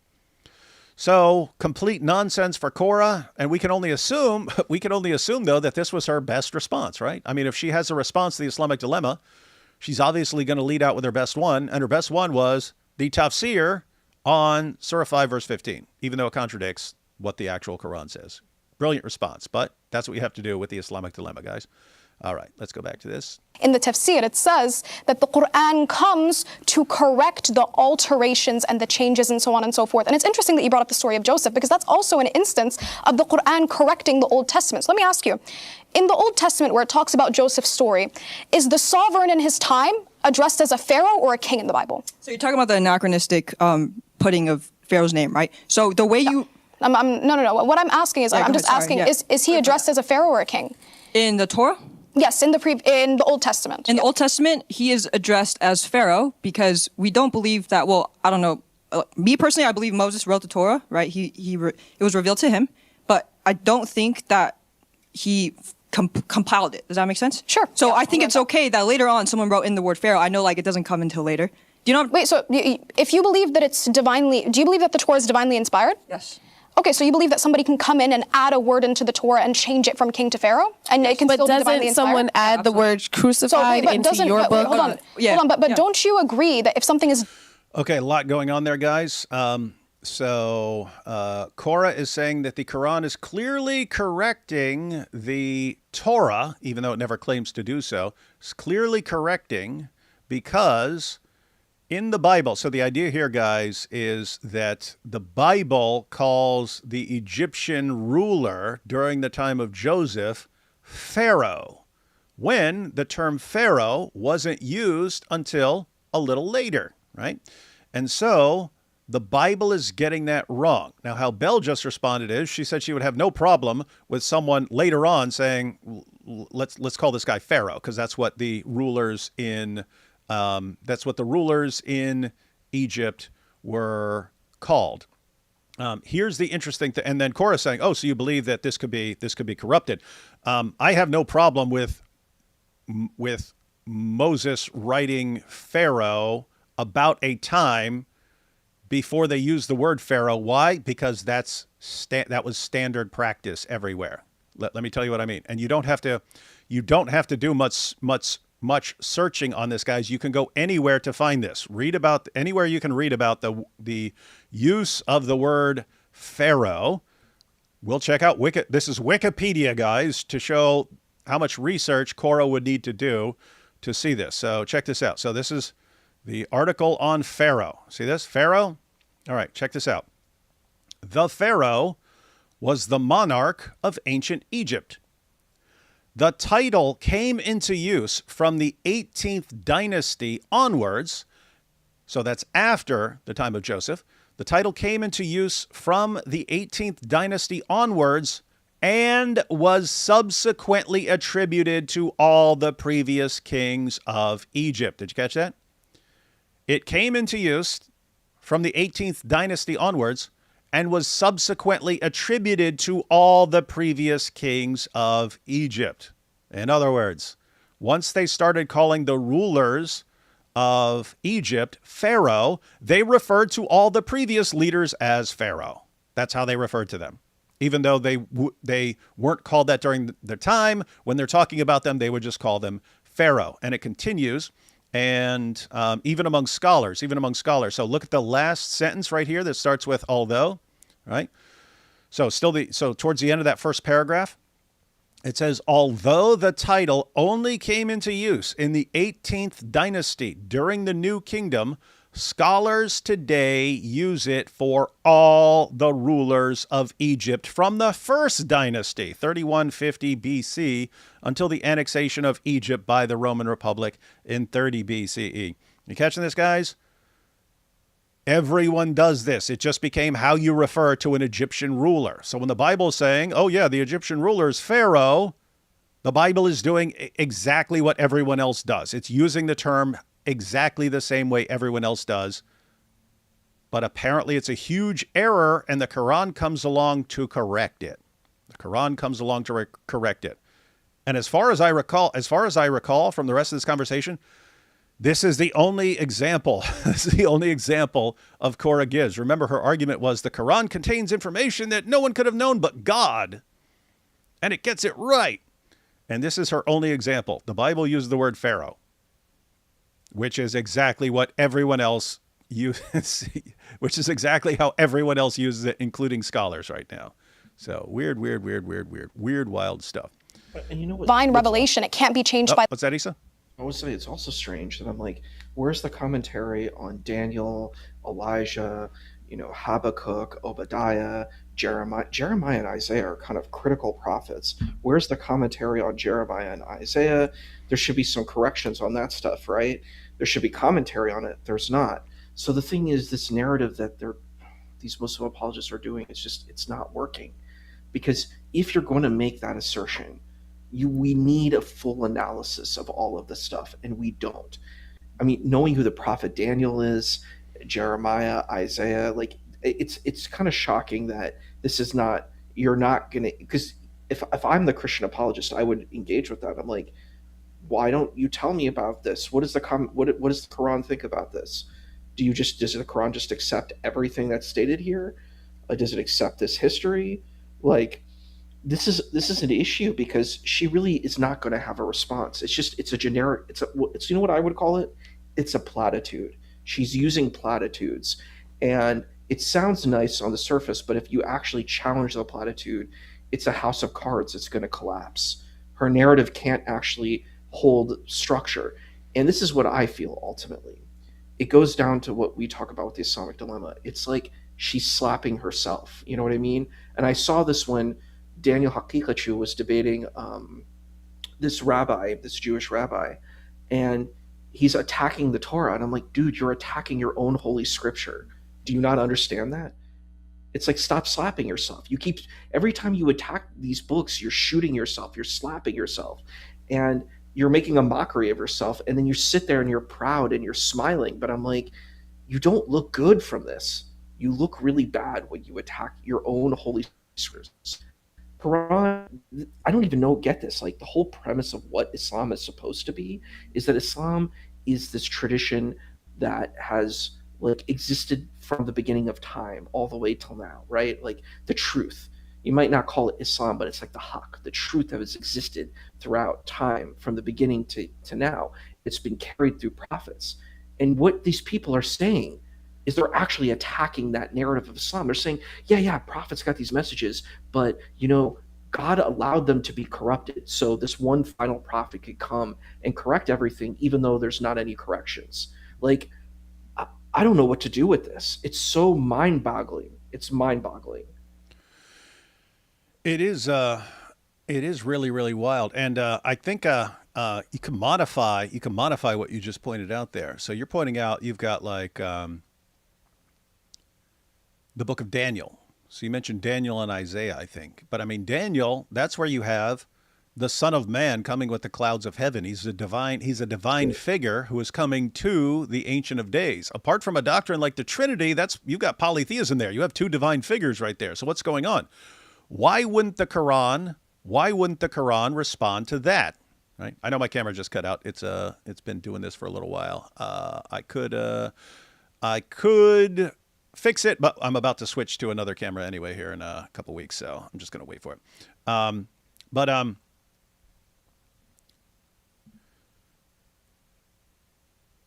You guys still hear me without my camera? Okay. We hear you. Okay, good.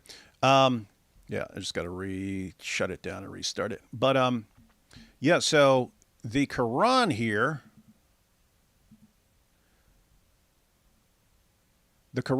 they claim is correcting the previous scriptures. Okay, Daniel, right? There you've got two clearly divine figures. Why wouldn't the Quran, if the Quran wanted to correct the previous scriptures, why wouldn't it correct that? Or Isaiah. In Isaiah, I mean, you've got passages that are just like basically Trinitarian. People call the book of Isaiah the Gospel of John of the Old Testament because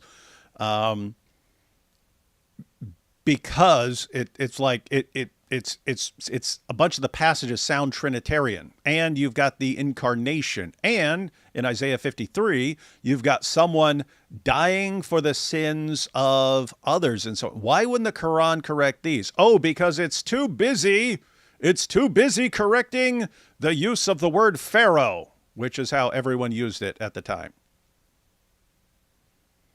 Why did it focus on something completely insignificant like that, which is just common, the standard usage, even among scholars today, that's common, that's the standard usage. And it didn't correct all the theology. Wouldn't Islam be way more concerned about the theology? Anyway, weird stuff. All right, let's take a couple super chats real quick before we see where Korra is going to go with this. Esmi Sagara says, lol, yup, basically you're a Protestant. Me too, lol. Just the audacity to claim EO is the true church. Yep, that is the definition. David, why Dawas lie so much? Insane. Yeah, it is. Only God knows my testicles are in my ribs. That is correct. For example, semen comes from the backbone. Only Allah could know this. Not even scientists have figured this out yet. Yep, scientists also haven't figured out that stars are missiles that Allah uses to shoot demons. Also, only God knows to rinse your nose for Satan. It's in the Hadith, though. Aleph Lam Mim, only Allah knows. Yeah, it does have all this information that only Allah knows. I'm from a land of muddy springs. Sun doesn't set there. Uh-oh. Well, that would be the decisive refutation.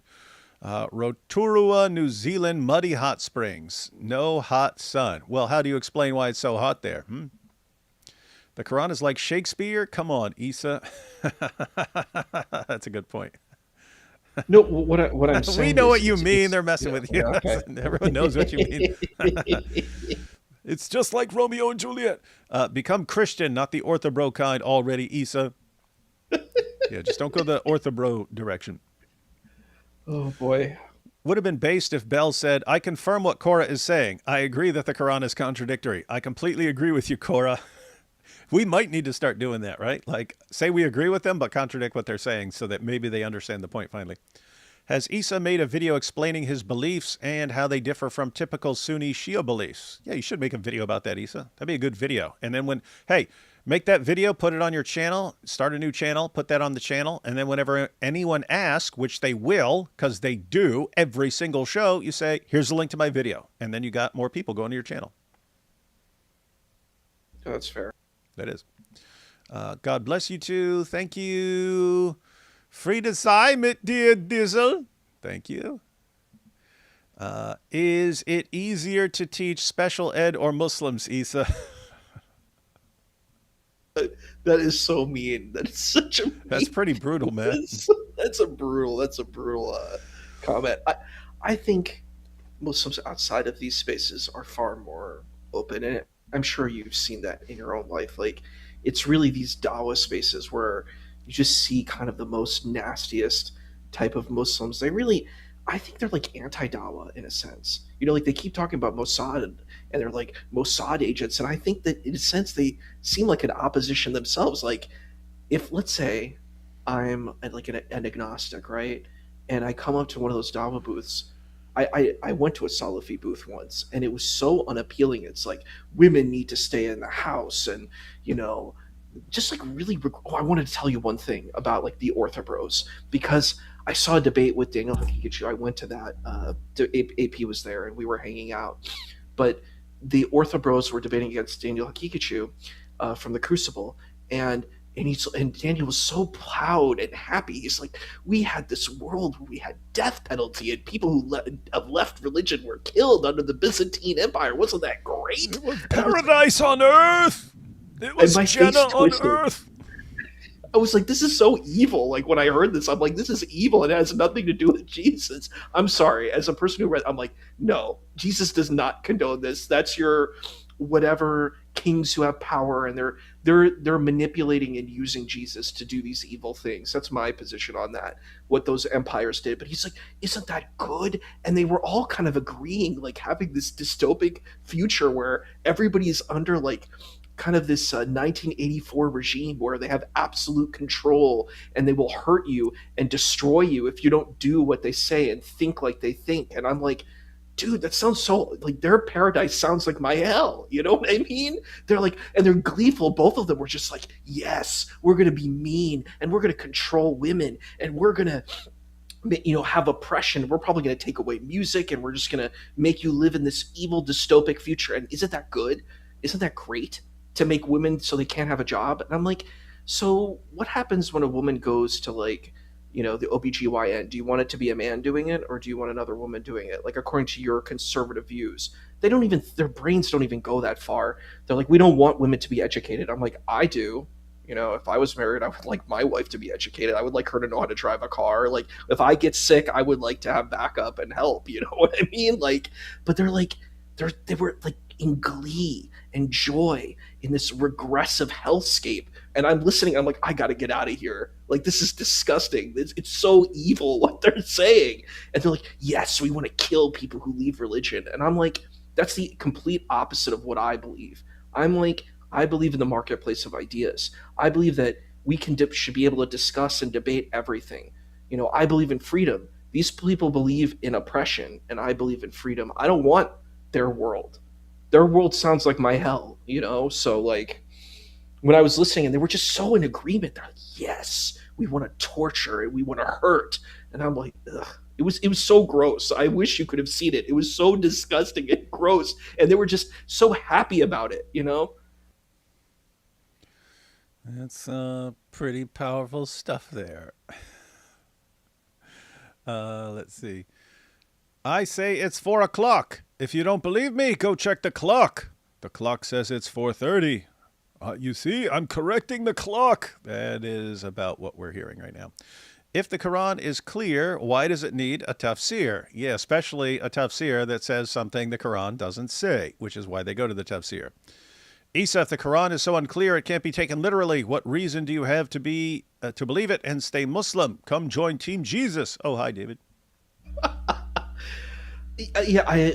Maybe I should make a video about like looking. Oh, I thought you were about to say, yeah, maybe I should just become a Christian right now. Yeah, like, maybe, yes! yeah, or maybe Messianic Jew or something like that. Yeah, but but yeah, I definitely think, yeah, I think I would maybe make a video about how other ways of looking at Islam. I think there are alternative ways of looking at Islam, but I definitely think the views of most of these da'is, it's like reprehensible. I can't get behind it. Like putting women in Definitely cages, marrying children, putting people in cages. I'm like, this is like, it's like diabolical. What they promote, it's just diabolical. You know, it's pretty bad. Like let's abuse children. Disgusting, evil. Yep. I'm passionate about that. The Dawa Code. Yeah. Islam is Delulu. Rather simple answer. That does explain things. If the Quran corrects errors in the Bible, then why does the Quran get so much wrong? That is a good question, right? Should be getting everything right, and yet keeps getting it wrong. I saw on TikTok, Daniel did this 1 minute Muslim be Christian thing. I don't know how many haven't looked into it much. Yeah, we can check that out. Send me the link sometime. My 300-year-old church knows better than one that has been martyred for their faith for 2,000 years. Sure, bro. God bless David. Dr. Griftwood, do you want us to lose our salvation by bringing us knowledge of the Eastern Orthodox Church? Yep, we're just going to have to risk it, guys. Every orthobro I've encountered will tell me they want to turn America into an Orthodox theocratic monarchy, and I'm like, no way, absolute betrayal of my ancestors. Yeah, and the weird part about that, if they're talking about America, is since they don't view Christians outside of Eastern Orthodoxy as actual Christians, well, guess what? Like, Eastern Orthodoxy is like a very small... It's huge in other parts of the world. It's huge in other parts of the world. In America is not a whole lot of Eastern Orthodoxy.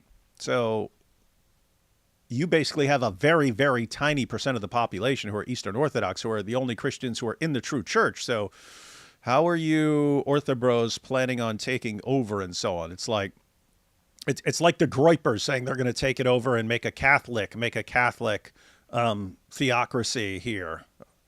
It's like, how, right? One, Catholicism, well, it's bigger than Eastern Orthodoxy.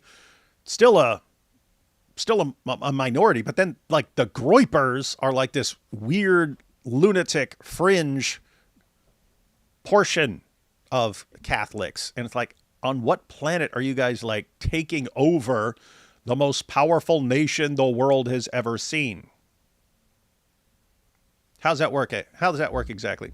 And I think you have another difficulty too. It's like joining Orthodoxy and Catholicism requires a lot, and for certain people, it's too much to ask for someone. You're like asking someone to make this commitment that for a year they have to go and study and they have to learn, and that doesn't really represent, even if you're a person who believes like in the text. The text is like you see, the big JC having a conversation with who was it? It was one of the leaders of the Sanhedrin who was on the side of him, and he's like, wait, you're talking about the Bible? In the Bible, yeah. Oh, okay. Who are you talking about? Nicodemus? Nicodemus. Okay. I'm talking about Nicodemus, and he's like, you need to be born again. And he's like, well, how can I be born again? How do you can't? So can I come out of my mother again? How's that work? Exactly, because it's such a wild thing. Like, but he meant like a spiritual rebirth, and it was like a very powerful thing. And it wasn't like you need to take a whole year of lessons and go through this whole process to be reborn.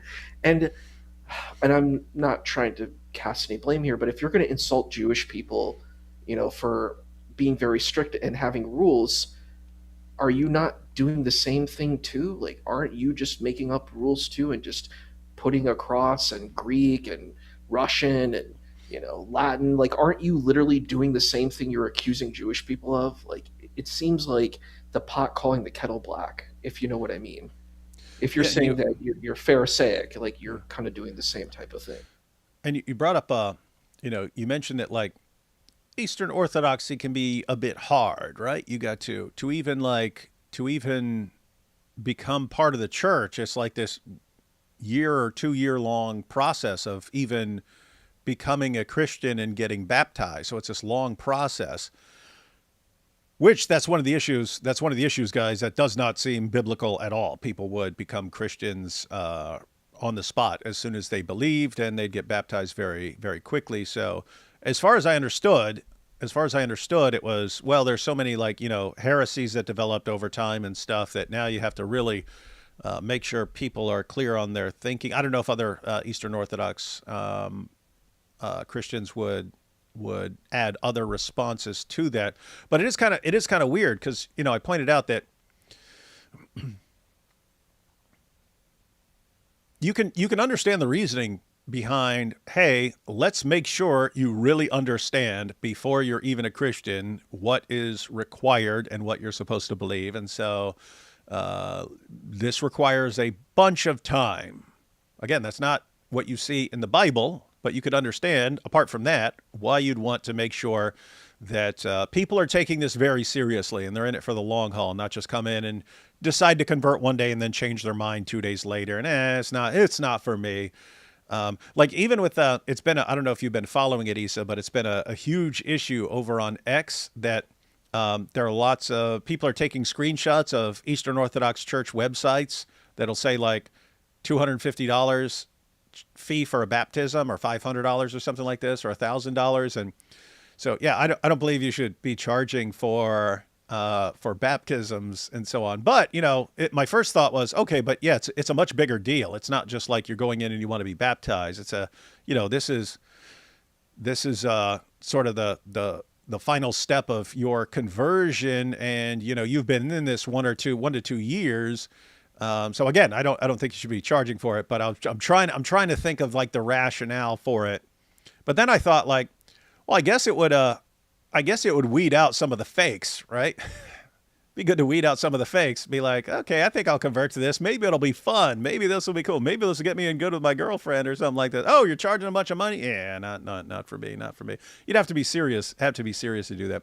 And I did hear from some. I mean, I don't know that this is true, but I saw this response. But some of the Eastern Orthodox people were pointing out that like, if you actually said, I cannot afford this fee or something like that, they said they're not gonna deny you baptism or something like that. They're gonna do it and just be kind of a general fee. But yeah, I don't know how it works. Does sound weird though. So anyway, that's kind of me. I try to think, okay, how would I make sense of this and how would I rationalize this, given that it doesn't sound like what you find in like the Book of Acts and so on. But just some interesting times ahead. And that's actually what you do in Rabbinic Judaism. You do a mikvah, which is what baptism is. It is mikvah. It's the same thing. It's the same concept, So, it's just like the Hebrew word for that. But you do that when you become a part of Rabbinic Judaism, is you do a mikvah as being a part of becoming a part of converting to Judaism. So it's really funny. I'm like, how does an Orthodox Christian then critique a Rabbinic Jew? You can't really. I mean, you're doing the same process. You can't critique Pharisaic and Rabbinic Jewish practice because you're literally doing the same thing. We have here, I missed yesterday's stream. Korra thinks Hebrews anonymous author is a problem. She has to explain why Islam has a book with an anonymous author, Hebrews. That would be funny. I meant Daniel did this one Muslim versus Christian thing like we are watching right now. I haven't found the full video. I don't know what's in it, how long, or what topics. Yeah, I haven't seen that either. So, yeah, if you find that, let me know. I can probably get it for you because that's the one I think I saw, and it was just it was so appalling. When he's like, yes, they were violent, and like, let's oppress people, and I was like, oh, that's sick. That's evil. Gotta go. Emmanuel here says, I believe the Bible is nothing but a document reminding the Arabs the Bible is where the truth is. Wait, you said the Bible is nothing but a document? It's a correction. He actually sent me a message. This is why he actually sent me a message. He meant Quran, right? He meant the Quran. That's Okay, what yeah, he said. I could get that from the context, but it's good that he confirmed that because, yeah, I was assuming that was just typo. So I believe the Quran is nothing but a document reminding the Arabs the Bible is where the truth is, and the Quran does say that. It says confirming it in the Arabic language. Also, Surah 16:43 says Allah sent inspiration to the prophets to write the Bible. What is you and Isa's thoughts on this? Yeah, that's if you check out my video, Why the Quran is Revealed in Arabic, I point out some of this stuff. That's what all the revelations given to, according to the Quran, the idea you get from the Quran is Allah sent prophets and revelations to every group of people in the world in every language, and the Arabs were just last. And that's why Muhammad's the seal of the prophets. Now everyone has their revelation. And so people are supposed to judge by the revelation that was revealed to their group in their language. And so the Quran is said to confirm the Torah in Arabic. So you had you had the Torah that was in Hebrew, and the Quran comes so that Arabs would know. All right. We ready to jump back into this, guys? Okay, we had two more. I'm ex-Orthodox. I was born in it. They preach another gospel by good works. Well, we are supposed to do good works, so we're going to have to see exactly. We got some of the initial responses, but that is one of the issues we're going to have to delve into a bit deeper, because Paul did give some warnings about some of this stuff. Is ortho remnants of John and Protestants of Paul? I don't know if I'd break it down that way, but I'd have to think about it a bit more. All right, here we go, guys. Back to Korra. Now we're going to see how she's responding and using this issue of Pharaoh. Let's see. Word crucified into your book. Hold on. Oh, and by the way, you just heard one of the other Christian ladies. If you're going to talk about it's a problem using the word Pharaoh, anachronistically, even though that's how everyone uses it, and that's even how scholars use it. What do you do with the Quran talking about crucifixion before crucifixion had been invented? All kinds of examples you could go there. During the time of Moses, according to the Quran, you had a Samaritan. The Samaritans didn't even exist yet. They didn't exist as a group. They didn't exist until much later, many centuries later. And so you can point out things like that easily.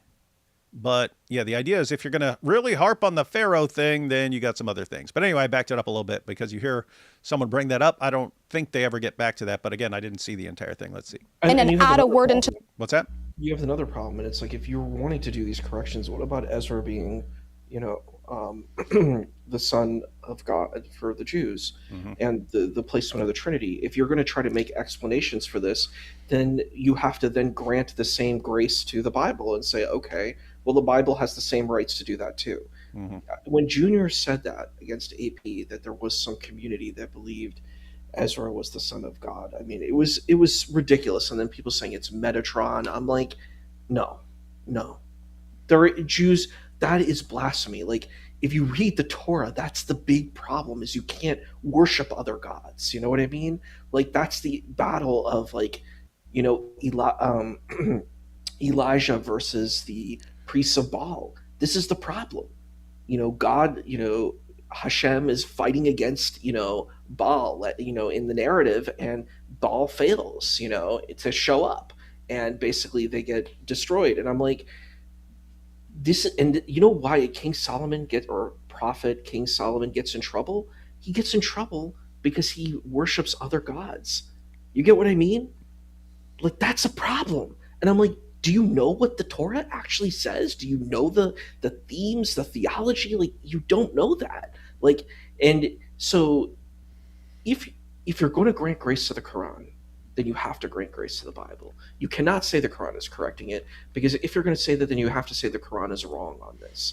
So it's like, you either grant grace to all these texts, or you can be tough, but then you fail too. You're going to fall right into the same trap you're trying to set for Christians. And I think these people are not diligent in their considerations. And I want to, you could just say they're inconsistent and hypocrites. That's what I'd say.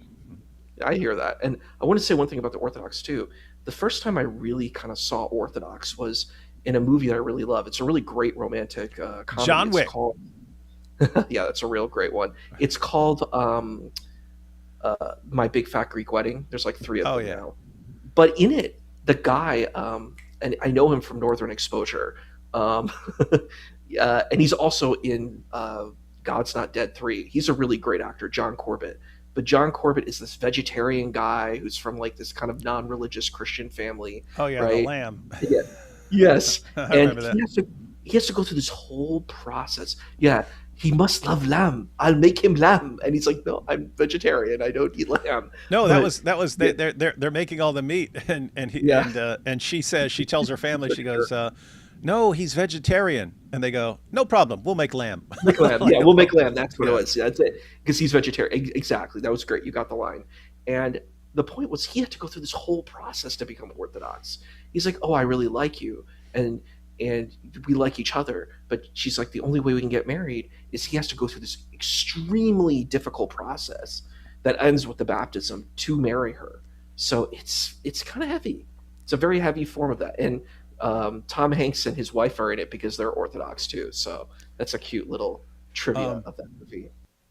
Yeah, if you wanted a better example, there was an episode of Seinfeld where George Costanza starts liking this woman, but she's Latvian Orthodox and won't date anyone outside the Latvian Orthodox Church. So he goes into the Latvian Orthodox Church and says he wants to convert.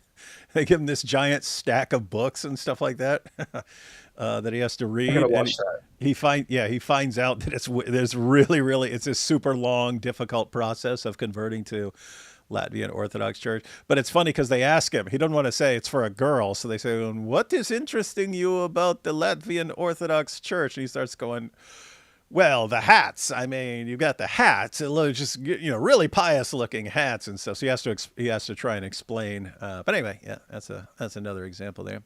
All right, so we got Korra here. Korra, what were people calling her? Korra the Distorter. Korra the Distorter. Let's see her distort some stuff.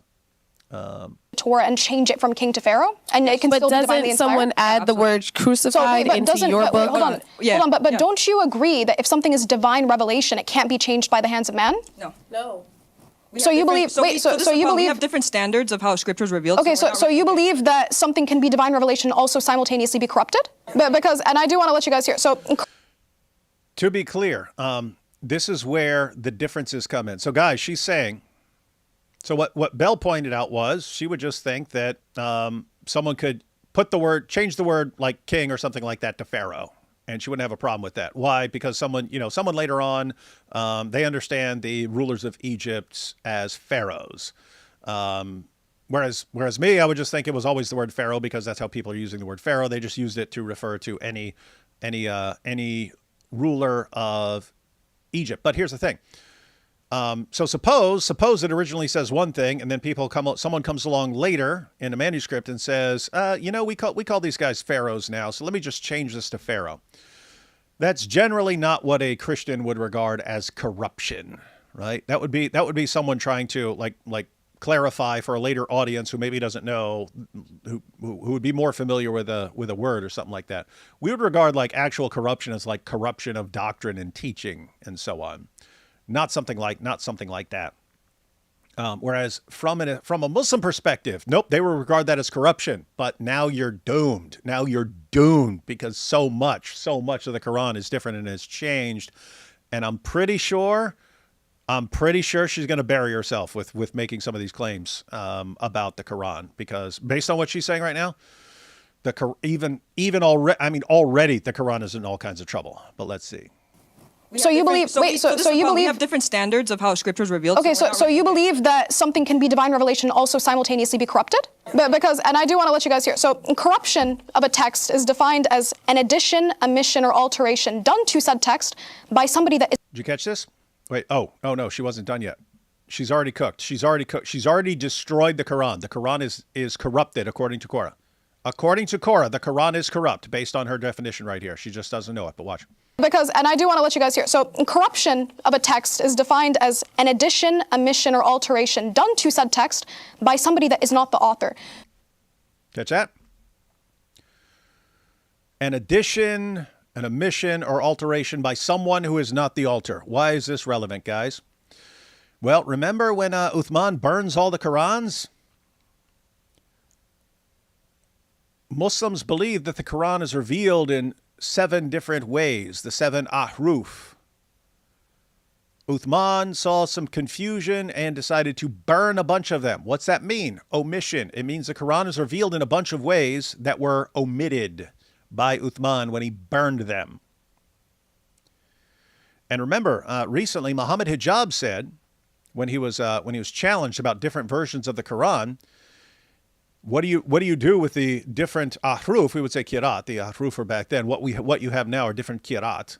But these contain different verses and sometimes actual contradictions. What do you do? Hijab says any version of the Quran you read, you're reading part of the Quran because, other versions of the Quran are other parts of the Quran. Well, guess what? That means that no Muslim can say he's read, let alone memorized, the entire Quran now. You don't have it now. Why? The Caliph Uthman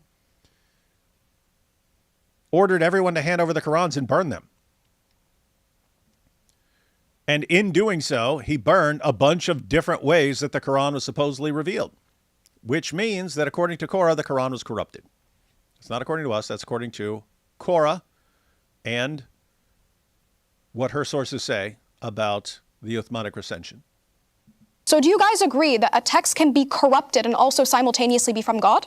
What you're doing right now is you're equating the idea of particular versions or specific instances where someone changed a particular book that went through one portion of society, right? One particular, let's talk about the slave Bibles, right? As Black people, we know that there was a specific Bible given to African-American slaves where certain verses were removed that would have alerted them to the fact that chattel slavery was not of God, that God directly, hold on. Wait, hold on. God directly, hold on, because I'm going somewhere with this. God directly condemned the type of slavery that was being used or being, enacted on African-American slaves. That said, it did not affect the totality of scripture. As she mentioned, the Dead Sea Scrolls, when we look back at the earliest texts, we know what the Bible is supposed to say because we have very, very old copies. So when someone changes one book in one particular portion of the world, we can verify that, or we can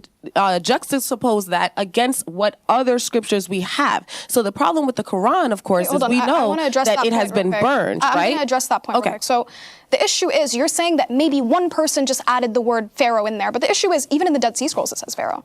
So it's clearly, according to your standard, original to the text that it says Pharaoh. So in Joseph's story, when this sovereign is addressed as Pharaoh, you're making the argument now that somebody added this in to make it more adaptable to the people in the time and so on and so forth. But it's original to the text that the sovereign in his time is called Pharaoh. How is that a problem for them? Did you guys hear what she just said?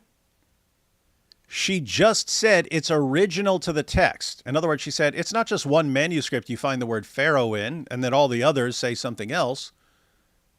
It's everywhere. And she says it's original to the text. Hey, Korra, who does the Quran say revealed that text? Because she just said it's original to the text, the word Pharaoh.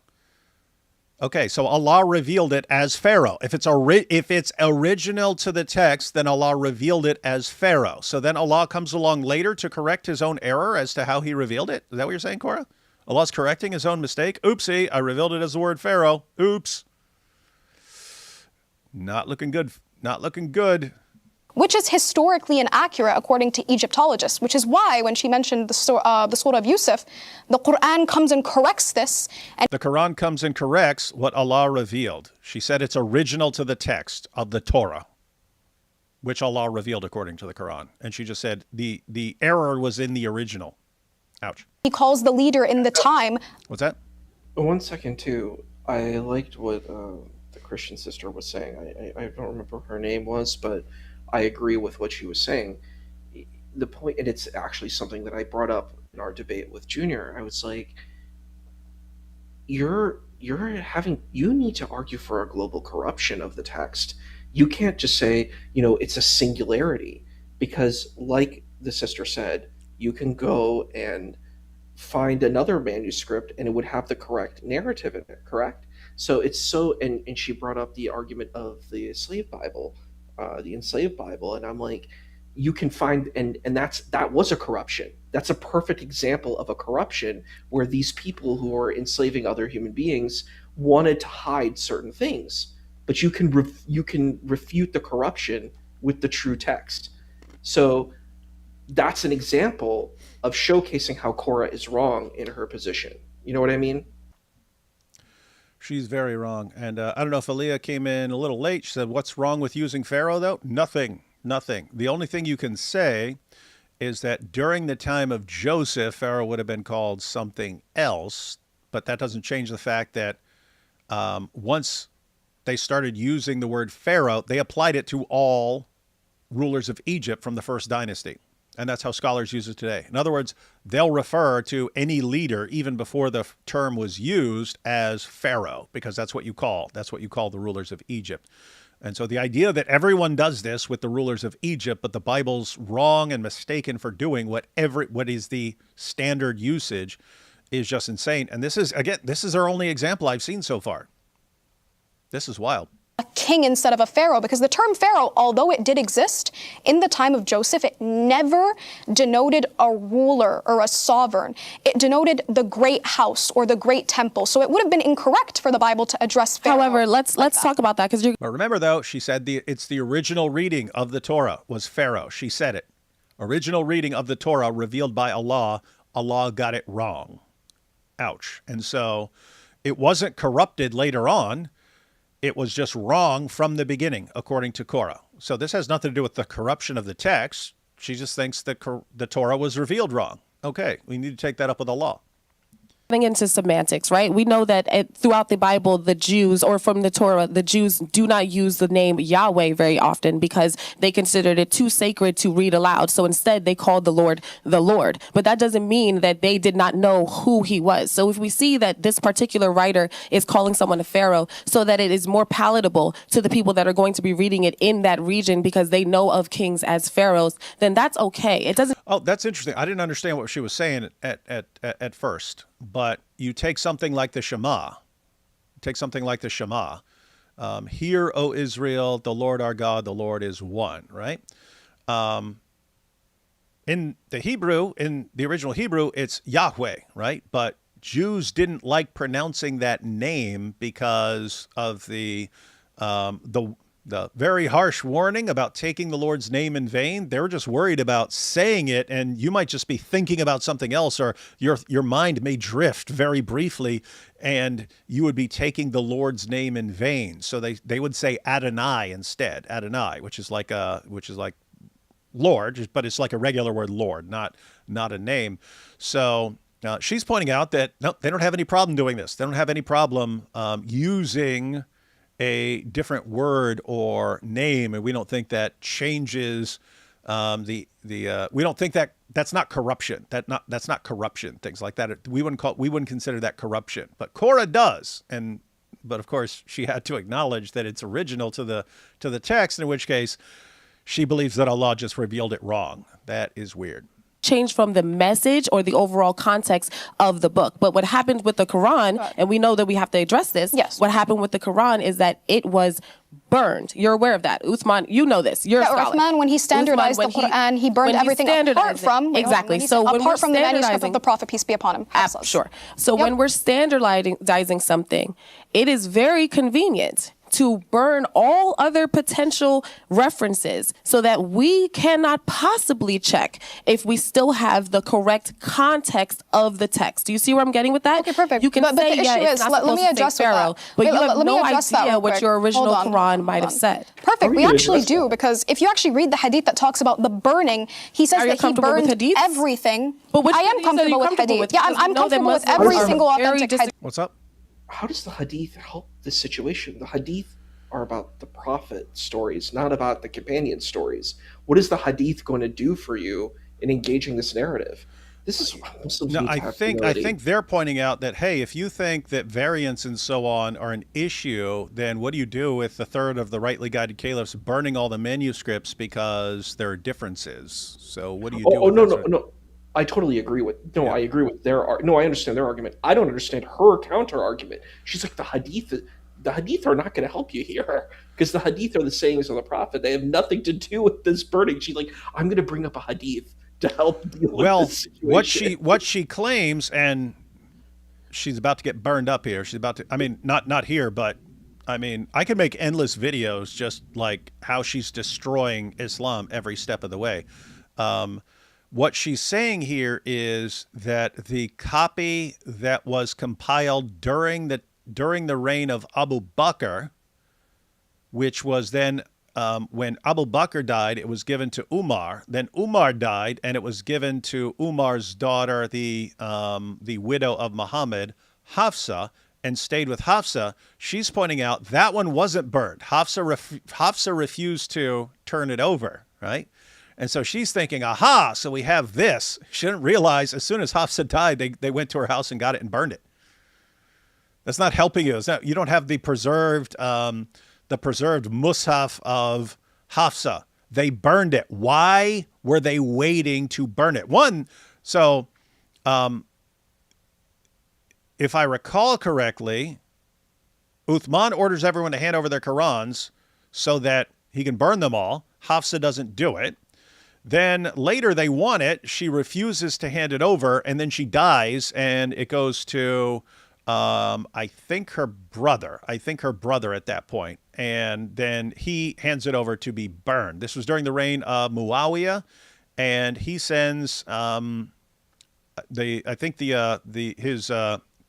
his deputy or whatever is in Medina, Marwan, a guy named Marwan. He sends Marwan to get this and burn it. Why? It all matches up perfectly, right? It says there are no variants, right? No. He says, go get that because we need to burn it. This is crazy because you see this over and over again. Later on, eventually, Muslims bring up the Mus'haf of Ibn Masud. And they say, hey, we've got the Quran of Ibn Masud. The Sunnis take it and burn it. Why is this relevant? Muhammad said, if you want to learn the Quran from anyone, learn it from Ibn Masud. And someone brings up the Quran of Ibn Masud, they say, burn that thing. Why? They know about the differences. They know about the differences, and they're obsessed with burning them to cover up all the differences. And then somehow Muslims in the 21st century, it's nope, just perfect preservation, no corruption. If there's no corruption, why are they burning things left and right to try and cover up the differences, Korra? Why are they doing that? But let's see. She's trying to. I think. Go ahead. I want to say I think you're right. There's a problem here when you start to academically study Islam. The whitewashing stuff disappears. So if you go to probably like an Islamic school, you're going to get a very whitewashed version. Everyone's agreeing. You're not going to learn about the battle between Aisha and Ali. You're not going to learn that at all. That's not a narrative you're going to learn. Mm-hmm. You're not going to learn about the burning of the Quran. You're just going to hear perfect preservation. You're going to hear that narrative. And I think this is just dishonest. You have to be honest with your tradition. You got to say, look, yeah, there's difficulties here. Yeah, the Quran was burned, and there's an issue with that.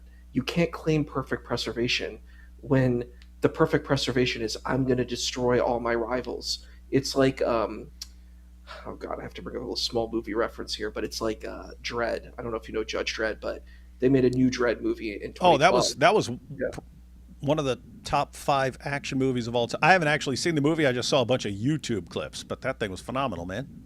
There's the 2012 one, and then there's the 1995 one with Sylvester Stallone. But the Carl Urban one, the earlier one. The earlier one was kind of like a comedy, but it was very hammy. Yeah, it was dumb. But the Carl Urban one, my goodness, that was one of the legendary. And matter of fact, I will never forgive viewers because it flopped at the box office. I was like, that was one of the great, and they would have instantly made a follow up to that if it hadn't flopped at the box office. And I have no clue how it flopped. It's one of the greatest action movies of all time. And again, I've only just seen a bunch of YouTube clips, but it's spectacular. No, I just rewatched it on my trip, and it's such a spectacular movie.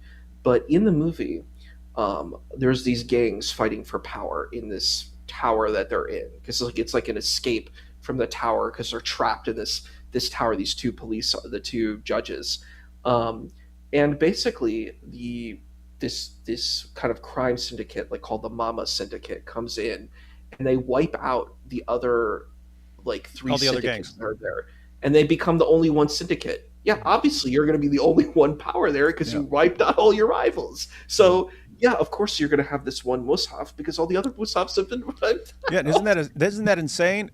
Like, it's in their sources, guys. This is all in their sources. Oh, there's a ton of differences between all these different Qurans. Well, let's just burn them all and put out a standardized version. Hafsa still got one that she didn't hand over. Okay, wait until she dies and then grab it so we can burn it so people won't notice the differences. Oh, hey, now later on, people are bringing Ibn Masud's Quran over here. What do we do? Burn it. Burn that thing. Let's just keep burning all the evidence. Here's what's crazy. It's totally unnecessary. We wouldn't have a problem with textual variance or a copyist mistake. That happens, especially if you have a bunch of people who are trying to like memorize it, so they're hearing it and trying to memorize it, and then later on they're writing it down. Of course you're going to get textual variances and differences. So what? It's not an issue. It's not a problem. It should be fine. I agree. I don't think there's any problem with but you see you see the inclination. It's better to just burn all the evidence and pretend there's no differences than to actually acknowledge that there are differences. And here we are 14 centuries later, and you still got, nope, one Quran, nope, it's perfectly preserved. See, we burned everything. This is insane. All right, let's see what we got here. Quran might have said. Perfect. We actually do, because if you actually read the hadith that talks about the burning, he says that he burned everything. But I am comfortable with hadith. Yeah, I'm comfortable with every single authentic hadith. About which I'm a Sunni Muslim, so I accept every single authentic hadith. But let's go back, because you're quoting, hold on.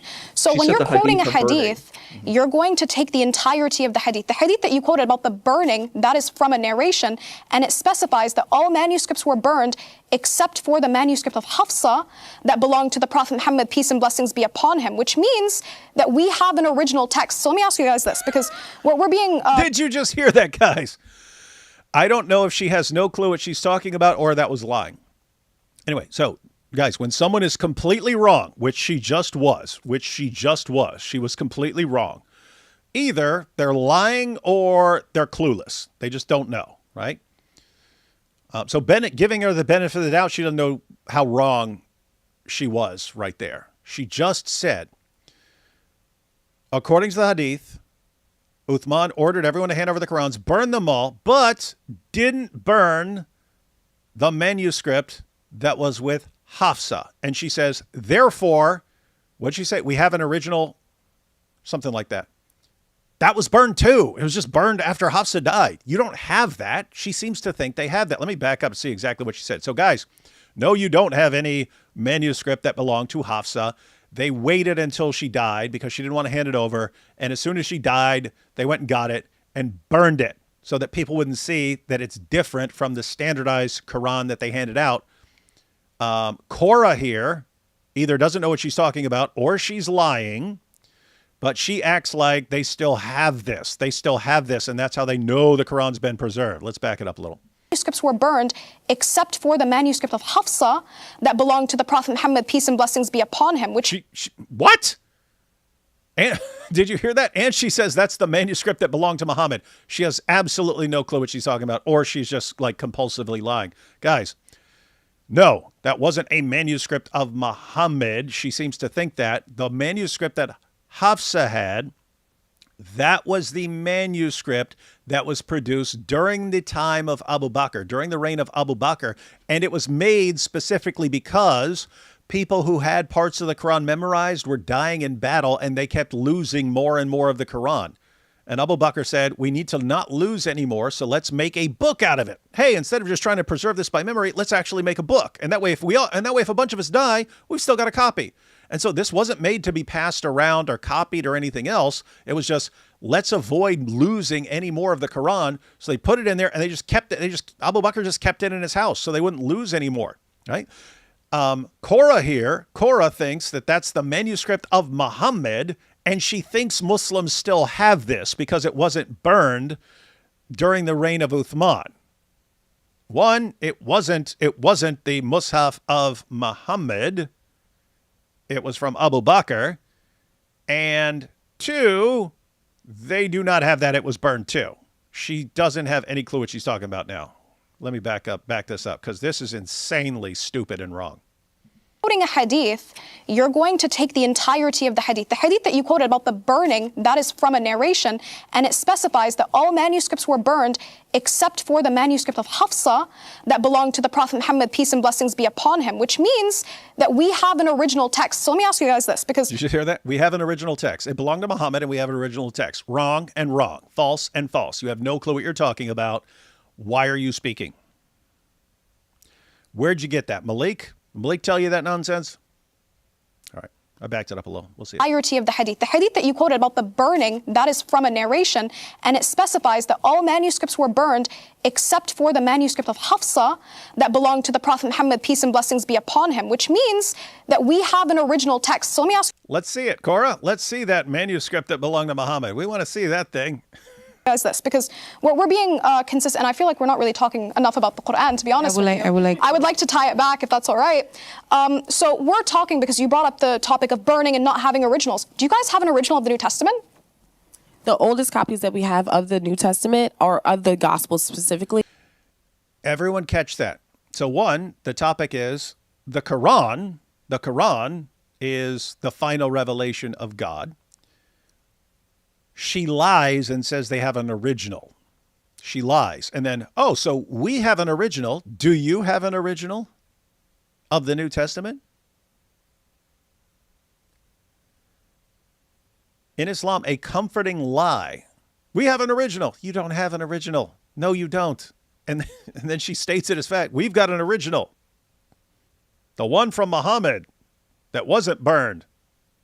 Total nonsense. Total idiotic nonsense. And now, do you guys have an original? Weird stuff. Are in Ethiopia, written in Ge'ez, and they do confirm what is currently in the old or in the New Testament. And what is that dated to? I'm not quite sure. Okay, so the first instance, because we have nothing from the first century of Jesus, the first instance that we get a manuscript of one of the New Testament books, we have one of John that's about this big, and it... I wanted to comment on that. Does she think that's a good argument? Like, that's a really bad argument. If you're going to make that argument, that burns you. You're basically saying, well, we cannot know who Jesus is. Well, we can't know who he is. It's impossible to know who he is. Because you're going to say 600 years later, the Quran's going to tell us who he is? Like, it's like, I don't think these people really think their arguments out, because what they do is they're like weaponizing arguments. Like, I'm going to fight. I'm going to create this sword and cut with it. But I'm like, your sword is two-edged and you're cutting yourself when you're making the cut of the other. So it's a really bad argument. I don't even think she realizes that.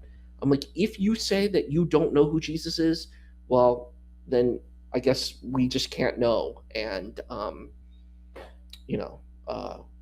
God's words can't be preserved. That's what she's telling us. And it's stupid for multiple reasons, right? So one, she already acted like they have an original. They don't. That's a complete lie. But then she acts like it's a problem for Christians that we don't have the original manuscript of John or the original manuscript of Matthew or Mark or something like that. Not understanding how this even works. So one, back then, first century, second century, this would have been written on papyrus, right? Papyrus doesn't last nearly as long as parchment, right? Parchment. So later on, they're writing on parchment. Parchment lasts a long time. So in the 4th century, they're writing on parchment. That's why you have entire manuscripts from the 4th century. That's when they're writing on something that lasts much longer. Papyrus, if you're writing on it and you're using it, like using it to read it in church and stuff like that, it's going to last about 10 years, and it's going to start falling apart, which means you need to keep making new copies, right? You need to keep copying it over and over again. So how textual criticism works was, guess what? These books of the Bible, they're spreading everywhere really quickly, right? So they're spreading across Southern Europe, they're spreading across Northern Africa, they're in the Middle East, right? Everyone's making copies. But then they're making copies of the New Testament that they have in their area. Well, what happens? Well, they start translating the Greek into other languages like Latin and Syriac.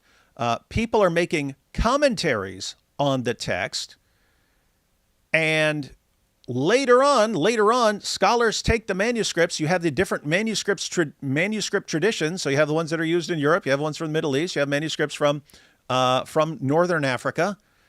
Guess what? Even though they're copies, they've been copying these for centuries. You can look and see if someone says, if someone gets a verse different from the manuscripts that are being copied in, let's say, Italy, and you can spot them. You can spot those things.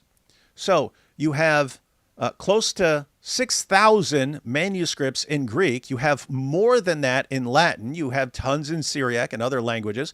You have the people who are writing commentaries and so on. You know what the text says. You know what the text says.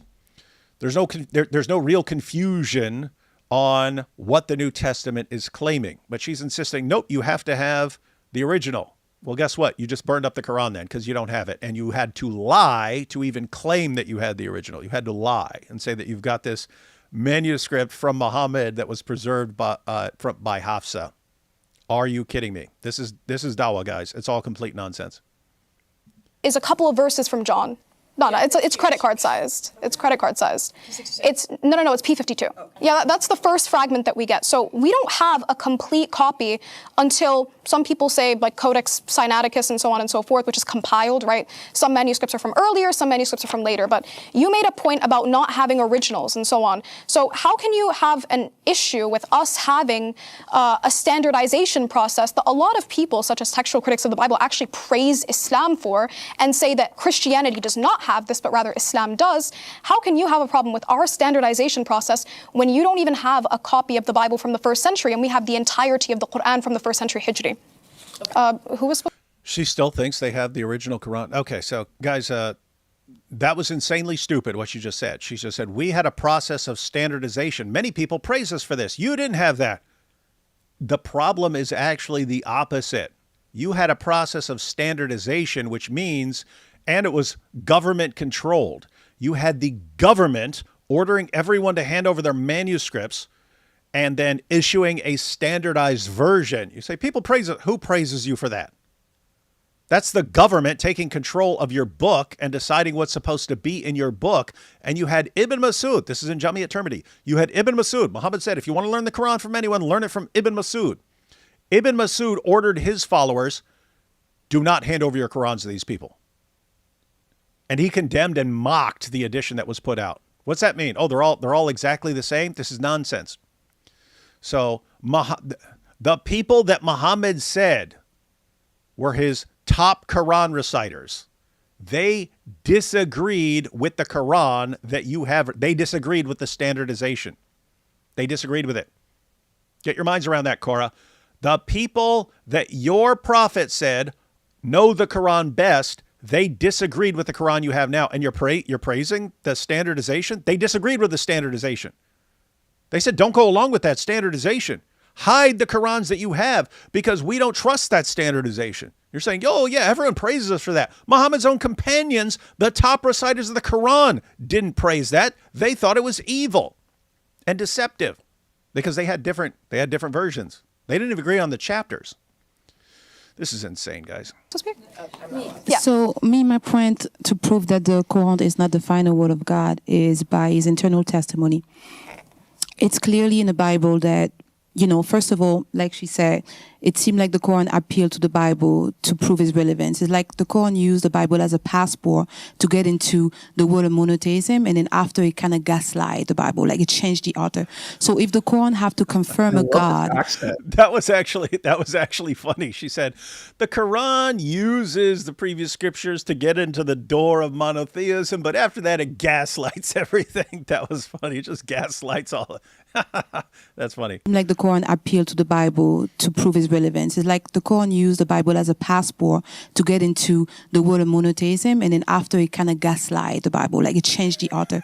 So if the Quran have to confirm a God that was already previously revealed, it have to be consistent. So first, I don't see the consistency. I see that I clearly see that the Quran is revealing something, but it's not revealing God. I think that the Quran is revealing something else. But not just that. I think it is internal testimony of the Quran. So who was the person that revealed the Quran? If we look at the Bible, the consistency, right? Because God is the Alpha and the Omega, the beginning of the end, which means that he is consistent in his revelation, right? If we look at the way the angel appear into the prophet, is always making sure that they are not afraid. And when we look at how Muhammad have received the Quran, it sounds more like a demonic attack or possession other than a divine. And number two, I would say psychologically possible, he was illiterate, and someone that is illiterate who don't have a very good time retaining things. So for me, the Quran cannot reveal God because the way it was revealed to the prophet was not aligned with the way God revealed himself to any other. All right, you made two great points that I actually want. Wow, she just called them great points. Yeah. That French accent is killer, man. Yeah, that's killer. I disagreed with the second point. She said, yeah, I disagreed with the second point. She said, if you're illiterate, you're not going to be able to remember lots of things. This was an oral culture. They were actually very good at remembering things because they had to. And this has been pointed out many times. If you use your brain in certain ways, then your brain develops pathways and so on, neural pathways, and you get good at things. And so, the normal thing you point out is that when I was a kid, you had all of your friends and family members' phone numbers memorized. You knew your mom's phone number, your siblings' phone numbers, your grandma's phone number, your aunt's phone number, all your friends from class. You knew all their numbers. You just remember them. I can barely remember my own phone number now. Why? Well, we don't have to remember phone numbers anymore. You just click a button and so on. And so you kind of lose the ability if you're not using the ability. So that's one thing I would disagree. Her other point was good. She went in a completely different direction. But the other point she made was that, I mean, she was pointing out that if someone comes along later and claims to be following the same God as previous revelations, it needs to line up. It needs to line up, and you can't just say when it doesn't line up, oh, I was correcting it or something like that. So you can't do that. But she points out the way Muhammad receives his revelations, that doesn't even line up with what we see in the Bible. In the Bible, an angel shows up, an angel shows up. The angel's like, hey, don't be afraid. Don't be afraid. Why? Because if an angel shows up, you don't know if that angel's showing up for judgment and he's about to chop your head off. You don't know. So you'd be terrified if an angel shows up. So the angel shows up and, hey, don't be afraid. Don't be afraid. And she's saying that's very different from the way Muhammad receives his revelation, where he's like, recite, read this. He's like, I can't read. And he's choking him. Very, very different. So anyway, let me just back up just a little bit. Anyway, just wanted to point out, I disagree with the last part about someone being illiterate, not being able to memorize lots of things. Attack or possession other than a divine. And number two, I would say psychologically possible, he was illiterate, and someone that is illiterate who don't have a very good time retaining things. So for me, the Quran cannot reveal God because the way it was revealed to the prophet was not aligned with the way God revealed himself to any other. All right, you made two great points that I actually want to. What's up? So I think there's two arguments that she's making there. Yeah. She was saying that basically, and I think your point is correct. I think that you can memorize information, but I think what she's really trying to say, and I'm not going to speak for her, but I think because it's in the moment, but I think what she's really saying is, according to her theology, she's like, the way that these messages are transmitted, it can't be done this way. So the type of system, the whole system is not working. It doesn't transfer. Mm-hmm. So I think that's the position she's saying. I think when she was saying that, she's like, the whole thing is just, it's kind of askew. You know what I mean? Mm-hmm. Let's see Korra's response here. I'm going to address the second one first, however. You said that somebody being illiterate means that they don't have that great of an ability to retain information. Especially in the trauma that he described. Okay, perfect. Hold on. Oh, so, okay, sorry, I just wanted to establish that. So, if you say that somebody being illiterate or unlearned or whatever it may be means that they have a lack of ability to process or retain information, are you aware that the Bible portrays John as illiterate and unlettered? Well, explicitly it says that. So, but you agree that John was still. No, that's a misunderstanding. I mean, it could mean that, but by the way, it's also similar in the Muslim sources that what's used that what Muslims usually interpret as unlettered, it means like not officially educated, right? You haven't gone through the system to learn this stuff. Not that you necessarily can't read. You're just not educated. You haven't gone to school. So when you see the Jewish leaders, hey, where are these guys getting this stuff from? They're unlettered. It means you didn't go to rabbi school. You didn't go to rabbi school. Doesn't mean you can't read. They might not have been able to read, but that's not what that's saying. And it's been pointed out by people who don't think that Muhammad was completely illiterate that you don't have to read. You don't have to read the word ummi and think that it means illiterate. It could just mean like he didn't get an education. Let's see. Capable of I want to give an example too. So actually there is a signature. The Prophet of Islam actually has a signature. That's what they put on the ISIS flag, is they say that that's the signature from the Prophet of Islam, that his kind of writing of his name there. But also, like, I would give the example, my father, I'm a first generation student who went to college.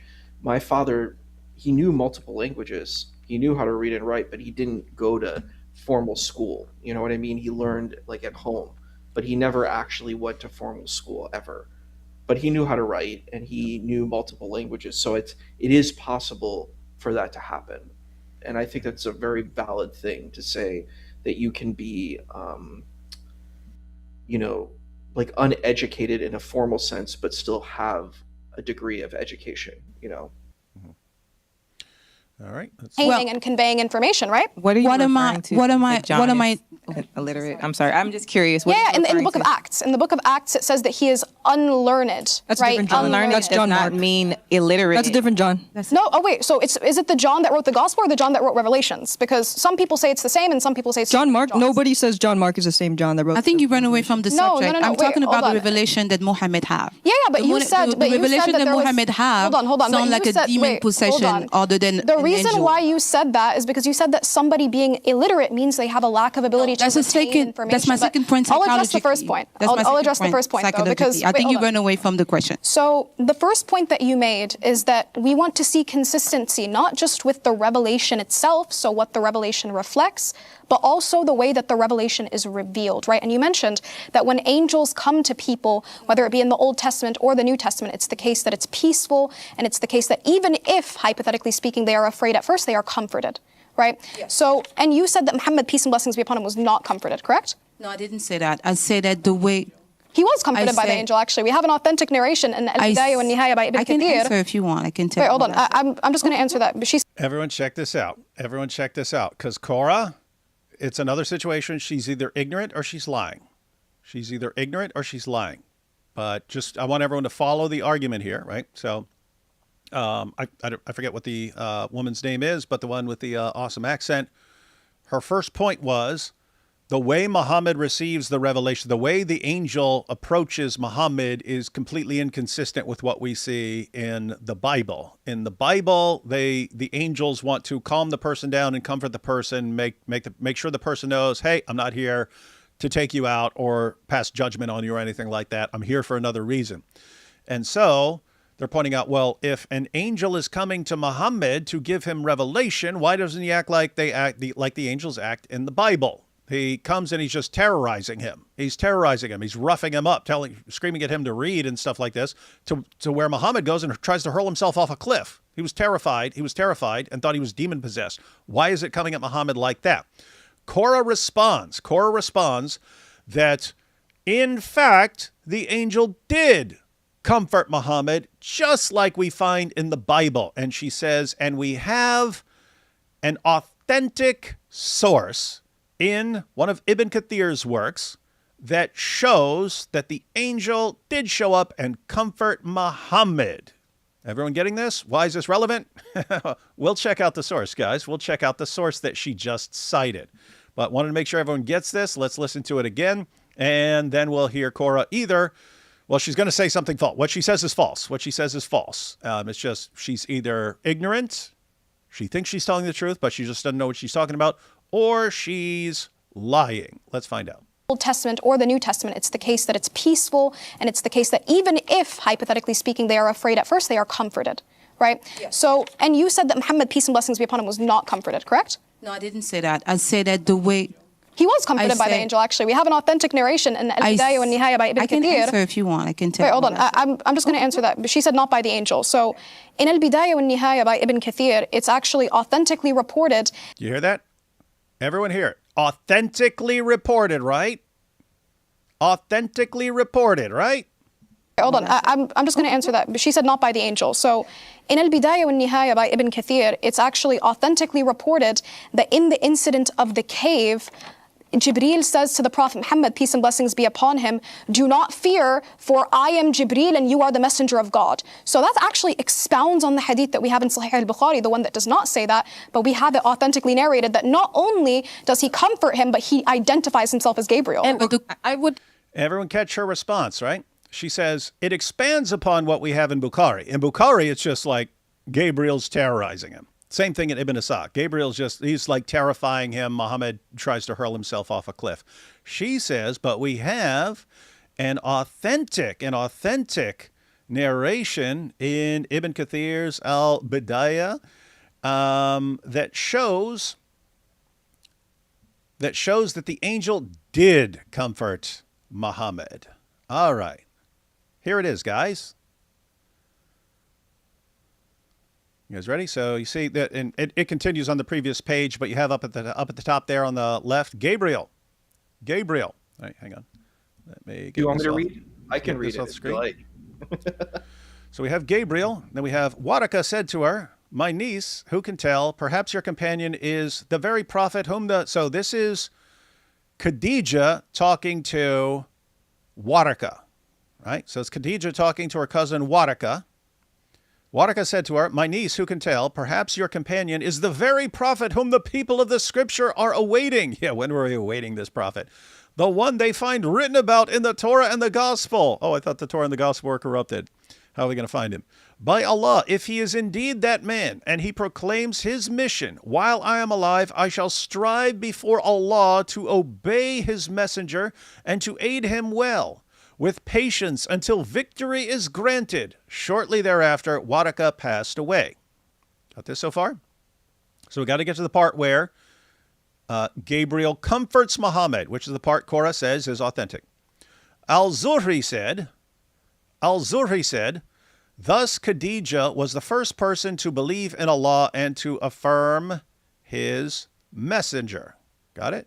All right. After presenting this account, got this, everyone? After presenting this account, Al-Hafiz al-Bayhaqi remarked, the splitting of his chest mentioned here may be a reference to what was done to him in his childhood, namely the splitting of his chest while he was with Halima, or it may be that it was split a second time and yet a third time when he was taken up to the heavens. Allah knows best. Al-Hafiz Ibn Asakir likewise relates in his biography of Waraka. This is the relevant part. This is the part that Korra just quoted. Al-Hafiz Ibn Asakir likewise relates in his biography of Waraka. Through his chain to Suleiman ibn Tarkhan al-Taymi, we have been informed that Allah, exalted is He, sent Muhammad as a messenger 50 years after the Kaaba was built.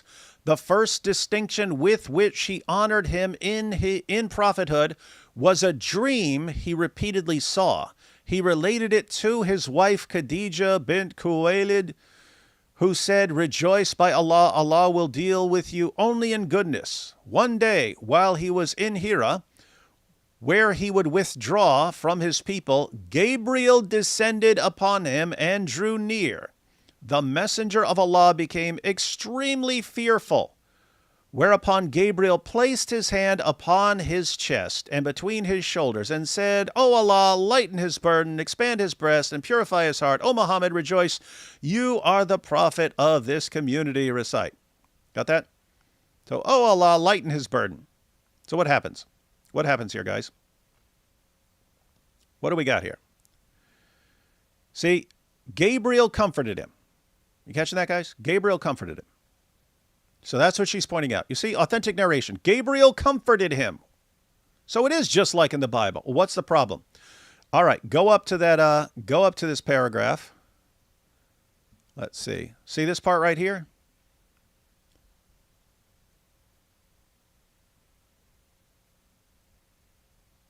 See this here, guys? Al-Hafiz bin Asakar likewise relates in his biography of Waraka, and then you have that little number 4 there. See that 4? That's telling you there's a footnote. Got that?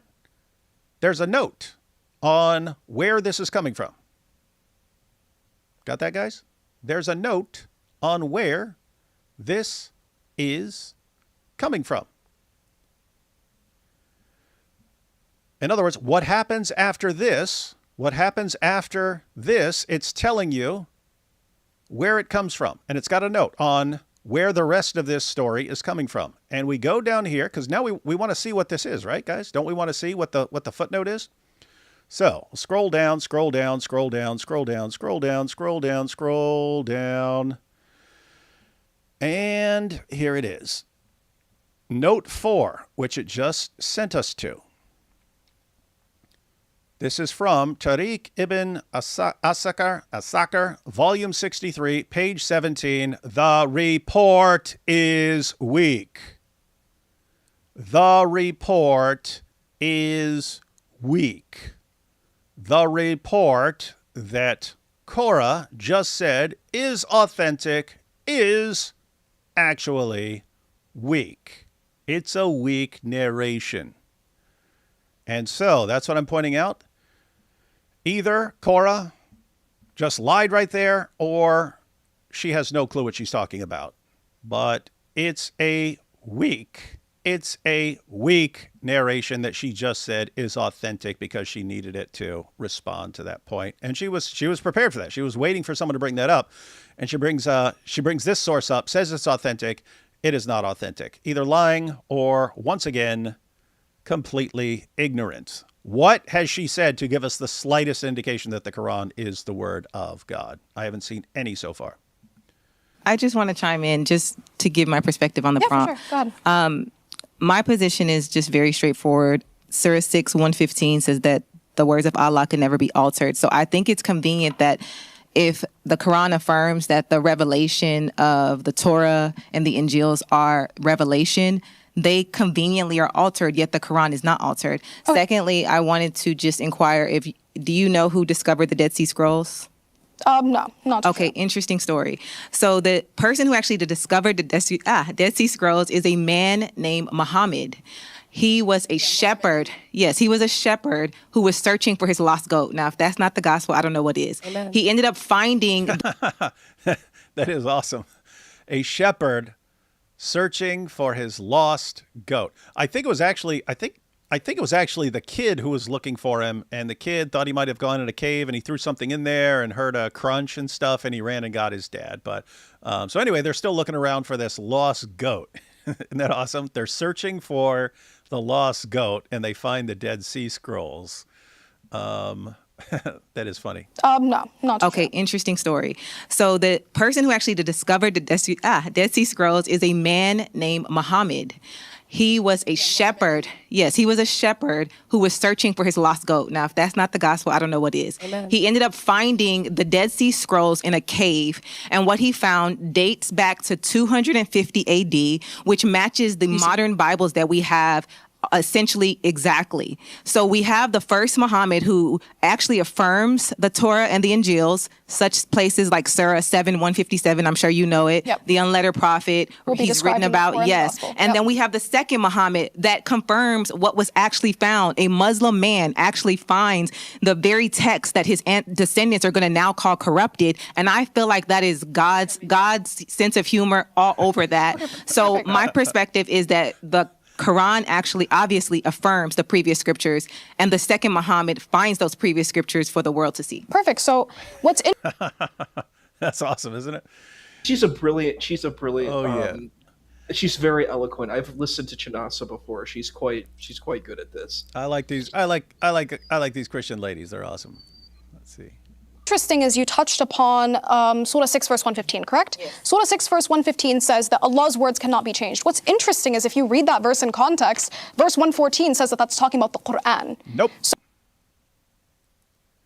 Nope, nope, nope, nope, nope, nope, nope, nope, nope, nope, nope, nope, nope. You can interpret you can interpret 114 as referring to the Quran. Totally fine with that. You can't use that to say, therefore, verse 115 is only talking about the Quran, because it doesn't say no one can change the Quran. It says no one can change Allah's words. In other words, the reason you're supposed to be able to trust the Quran is that no one can change Allah's words. So why do we trust the Quran? So why do we trust the Quran here? Because no one can change Allah's words. Well, if you're interpreting no one can change Allah's words as, yeah, people have been changing Allah's words for centuries, the claim makes no sense. Allah's bragging about his amazing ability to preserve his word. That's why you can trust the Quran. What do Muslims say? No, every book that was revealed before Muhammad, it was all corrupted. Okay, well, Allah would then have a really, really bad track record if he could never preserve his previous revelations ever. Why would we trust the new one? It completely destroys the meaning of the Quran. But don't take my word for it, guys. Let's go ahead and check out the passage. Let's go ahead and check out the verse. I wanted to say one other thing too. It was about, what was it? The thing before that Korra was mentioning. Never mind. We'll come back to it. There was something really important, but it was I forgot what it was, but it was something very central to what this thing was. It's so bizarre. Yeah, so Christian woman brought up Surah 6, verse 115. No one can change Allah's words. And Korra says, no. You go back to the previous verse. That's only talking about the Quran. So here's the passage. We'll read it in context. Surah 6, 114 to 115. Verse 114, shall I then seek a judge other than Allah? And he it is who has revealed to you the book which is made plain. Doesn't seem very plain as far as I can tell. And those whom we have given the book know that it is revealed by your Lord with truth. Therefore you should not be of the disputers. Next verse. And the word of your Lord has been accomplished truly and justly. There is none who can change his words, and he is the hearing, the knowing. There is none who can change his words. So Korra says, yeah, no one can change his words in the Quran. The previous verse shows that it's just talking about the Quran. No, you can trust Allah when he tells you something because no one can change his words. If you say his words have been repeatedly changed by Jews, by Christians, and by every other group that ever had the word of Allah, they were all corrupted, this passage makes no sense. Allah's the last deity you should ever trust if all of his previous revelations were corrupted. You are destroying Islam, and there's no way you should trust the Quran if Allah has no ability to preserve his scriptures. So in fact, Anthony Rogers, my friend Anthony Rogers, I pointed this out before, but Anthony uses the example of a heart surgeon. He says, imagine you need heart surgery. So you start checking into heart surgeons and you find out there's this one heart surgeon who just brags that he's never lost a patient. This guy is the greatest heart surgeon ever. He's never lost a patient. And you're like, wow, this seems like a guy I could trust. And he's bragging, hey, come to me. I have a 100% success rate. That's how you know you can trust me. So then you do a little research and you find out every single patient this guy has ever had died on the operating room table while this guy's operating him on him. Would you trust him with your heart surgery if every single person he's ever operated on died? Wouldn't he be the last heart surgeon you would ever go to? If his track record was which he's claiming is 100%, was actually 0%, he's never been able to perform a successful heart surgery. Everyone dies. That's like what Muslims are telling us about Allah. He's bragging, no one can change my words. I have a 100% success rate. And they're like, no, you have a 0% success rate. All of your previous revelations have been corrupted. But he's making the point so that you can trust the Quran. No one can change my words. But wait a minute, everyone corrupted all of your previous revelations. Why would we suddenly trust you now? You have a 0% success rate of preserving your revelations. Why are we trusting your new one? I remembered what I was going to say. It was about Waraka. I think that's an important point. The standard Sunni narrative is very clear about this. And it doesn't make sense that she would kind of go against that, because the position is that the Prophet of Islam engages with the angel Gabriel, right? And he gets really affected by that, and it's like what you said, that he's just so overwhelmed by what is going on that he feels like he needs to, because from, I think, the Islamic narrative, the standard Sunni Islamic narrative, it's the idea is that he's so, imbued with all this stuff that it's like terrifying, and he wants to, jump off the cliff because it's so intense. And then he sees, the angel Gabriel everywhere. But then what happens is he goes back to see Khadija. It's Khadija who comforts him. Khadija radiallahu anha. She comforts him and gets him in, this kind of peaceful space. And then she brings him to Waraka. That's what the narrative is. You know what I mean? So it's strange that she's saying that didn't happen. No, I mean, that's Khadijah's pivotal point, is that she comforts him during this kind of really intense moment, right?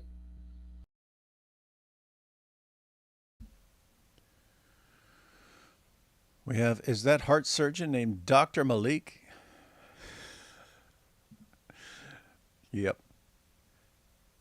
Yeah, that's a side issue, guys. Korra here, if you're not familiar, Korra here is Malik's protege. So Malik, the guy who doxes us, threatens to kill us, have us killed, and so on, guy who threatens to grape our wives and so on, that's the guy that Korra has hitched her wagon to.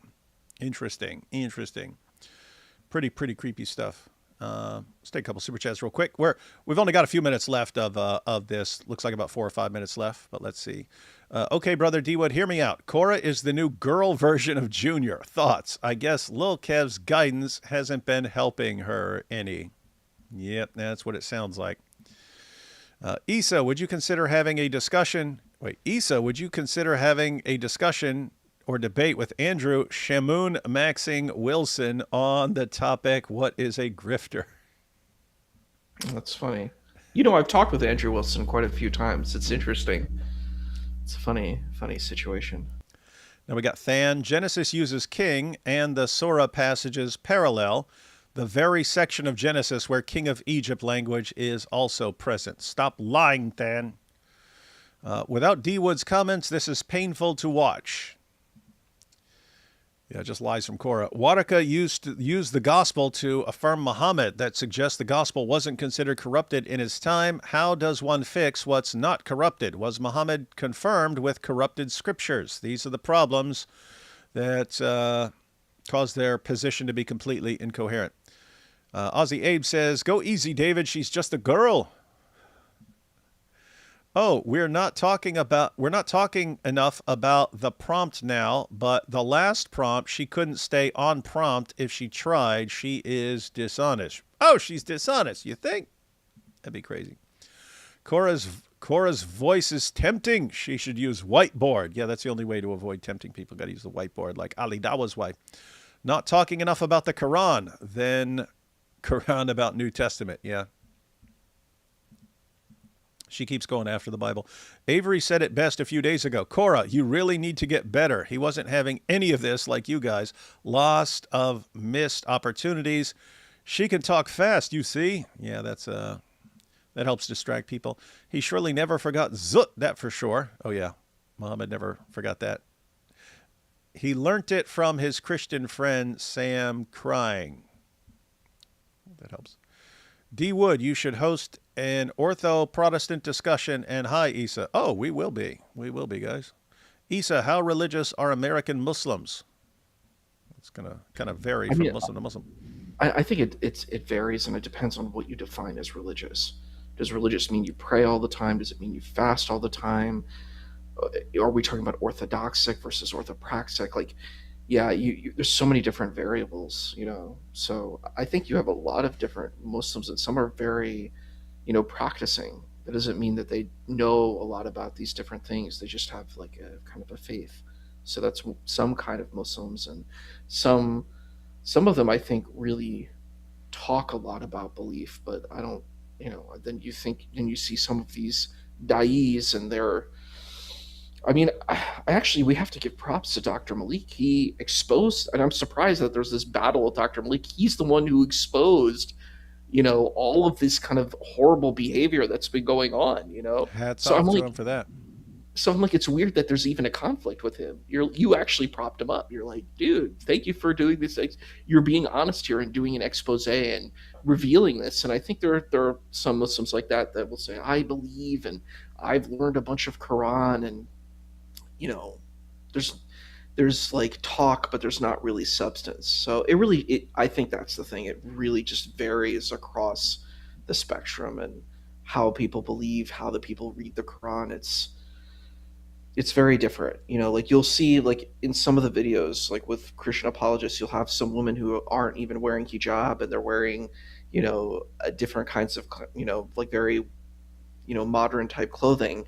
And, they are Muslim and they don't have that same kind of view as like you need to wear like what Korra is wearing. So I think it just varies. D. Wood, how much of the Quran do you think was deliberately corrupted by people other than Muhammad, and how much was non-deliberate? Well, you definitely have some deliberate changes. When Aisha says that, they're preparing Muhammad for burial, and then a tame sheep came in and ate parts of the Quran. What were the parts? The verses about breastfeeding adults, and the verse about stoning an adulteress. In other words, verses that were really bothersome and troublesome to women. Those are the ones that conveniently were eaten by a sheep right after Muhammad died. So you have deliberate things like that. I would guess that lots of it is accidental when parts are coming up missing and so on, because people who have them memorized died in battle, or just textual variants and so on. I think that most of it would not be deliberate. What's weird is that Muslims come along later after their textual variants and then just say, yes, these were all revealed by Allah. It was revealed in all these different ways, which is just stupid. We have here, I think Isa is in love. Yeah, I thought the same thing when he's talking about her accent. Do we talk Waraka dying just after blaspheming? Yeah, you could point that out. She mixes just enough truth with lies to create doubt and confusion. In the crucifixion part, the ladies weren't prepared and she took full advantage. Yeah, I've heard that. That is weird. I mean, Jesus' death by crucifixion is considered one of the best established facts of ancient history, and so I don't know how they wouldn't be prepared for that. Given how well, I guess because you're getting a different group for each person, because I was thinking these ladies seem really well prepared, so I guess because they had a different group of women for each prompt. So maybe that wasn't the A team on that one, but that's just what I've heard. Have Joshua Sijwadi on, or you are Mike Winger? Well, I'm definitely not Mike Winger, so I'll have Joshua Sijwadi on. Is lying and half-truths not a sin in Islam? Not a lot of the time. Isa Kool-Aid Man Kabir. Oh, yeah. What? And we have Korra just repping her blood gang affiliation. Red. Oh, yeah. Club Pyru. All right, let's get back to this. Actually obviously affirms the previous scriptures, and the second Muhammad finds those previous scriptures for the world to see. Perfect. So what's interesting is you touched upon Surah 6 verse 115, correct? Yes. Surah 6 verse 115 says that Allah's words cannot be changed. What's interesting is if you read that verse in context, verse 114 says that that's talking about the Quran. So 115 says that these words cannot be changed. So 114. Whoa, she just lied. She said verse 115 says these words cannot be changed. These words in the Quran cannot be changed. Not what it says. It says there's none who can change Allah's words. Totally different. She just lied about the Quran. What she just did with the Quran is exactly what the Quran accuses Jews and Christians of doing with their scriptures. They twist them with their speech to get the meaning that they want. And it's just amazing. You look at what the Quran actually accuses Jews and Christians of, and they lie about it and say, yep, it's saying you corrupted your text. No, it says we distort it with our speech, but then Muslims will do the exact same thing. And they don't care. She just did it. She just said the Quran says something that it does not say. You catch that, guys? So the verse actually says there's none who can change his words. What does she say? She says, it says there's none. you can't change these words, as in these words in the Quran. Total nonsense. Muhammad finds those previous scriptures for the world to see. Perfect. So what's interesting is you touched upon Surah 6, verse 115, correct? Yes. Surah 6, verse 115 says that Allah's words cannot be changed. What's interesting is if you read that verse in context, verse 114 says that that's talking about the Quran. So 115 says that these words cannot be changed. These words cannot be changed, liar. Suggesting that the previous revelations were not God's words? No, I believe that the previous revelations were God's words. Does the Quran confirm that the previous revelations are God's words? I just want to know. Yeah, wait, hold on. Okay. Yes. I was gonna say yes. The previous scriptures are God's words. However, Allah does not promise to preserve the previous scriptures. Why? Because they're not meant for us. That's Very what was convenient. preserved. That's so Whoa. You see that makes no sense. What you just said. Allah doesn't promise to preserve the previous scriptures. The verse that she just lied about says there is none who can change his words, and she just sat. I mean, guys, what did she just say? Yes, I believe the previous revelations are Allah's words, but he doesn't promise to protect them because they're not for us. What does his actual verse say? There is none who can change his words, not his words in the Quran, not these words that we're talking about right now. There is none who can change his words. She admitted that the Torah and the gospel are, according to the Quran, the words of Allah, and she says, and they were changed. So, is this statement, Korra, is the statement, there is none who can change his words, true, according to you? No, it's false. His words have been repeatedly changed. So that is a lie in the Quran. The Quran is a book of lies, according to Korra. Oopsie.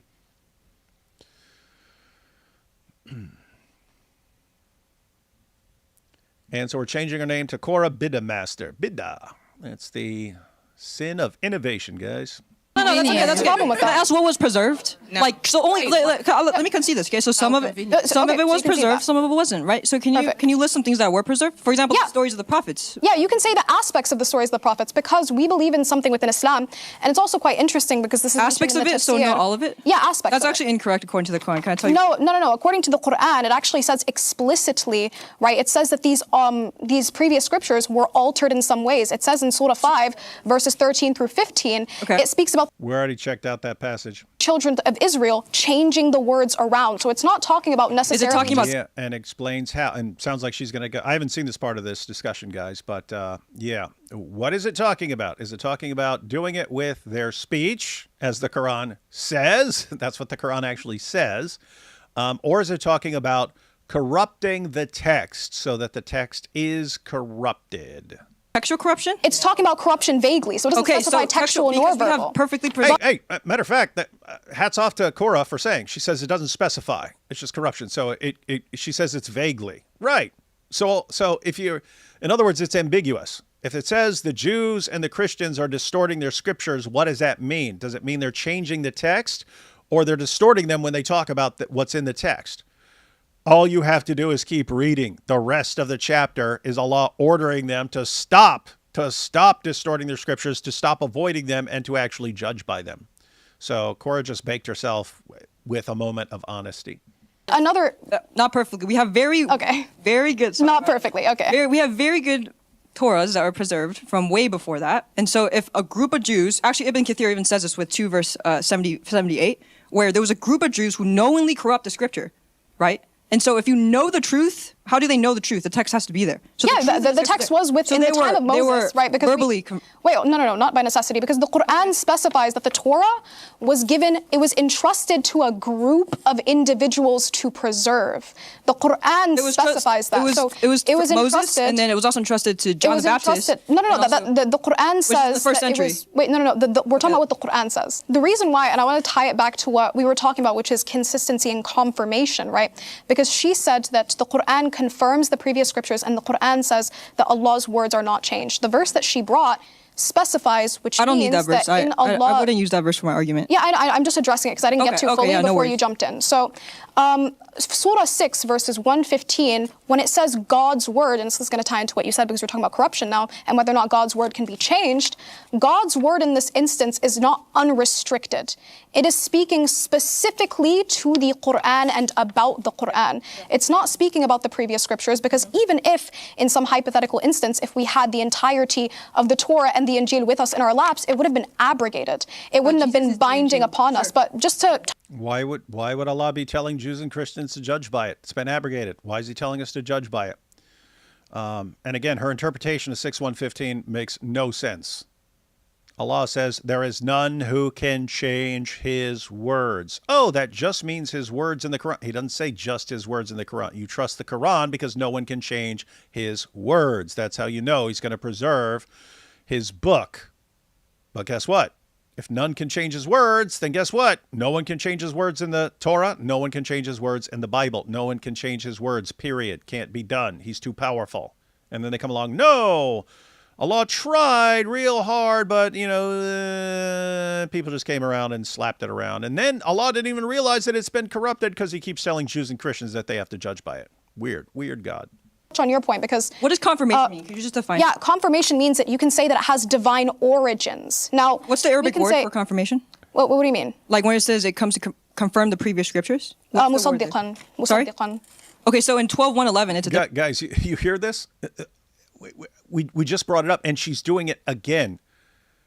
What does the Quran condemn Jews and Christians for doing? Distorting the scriptures with their speech.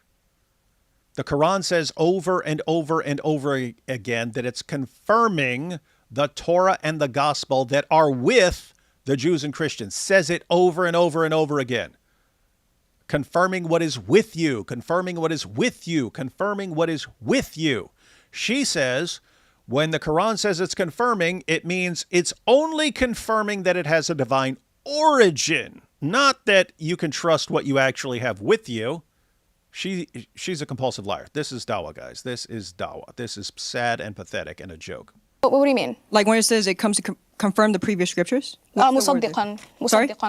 Okay, so in 12:111, it's a different one. It's taskida. I'm probably butchering the... It's variations of the same word. Taskida? Yeah, it's variations of the same. What was the other one? Musaddiqan. It's in Surah 33. It's in, for example, Surah 5, and it goes on. Okay, I got you. Confirmation doesn't mean that you say that every single word in a specific scripture is preserved, because we as Muslims Yes, it does, because Allah specifically says it. He says in Surah 2, verse 85, do you then believe in part of the book and not in other parts? What is the recompense of those who do so but disgrace in the life of this world?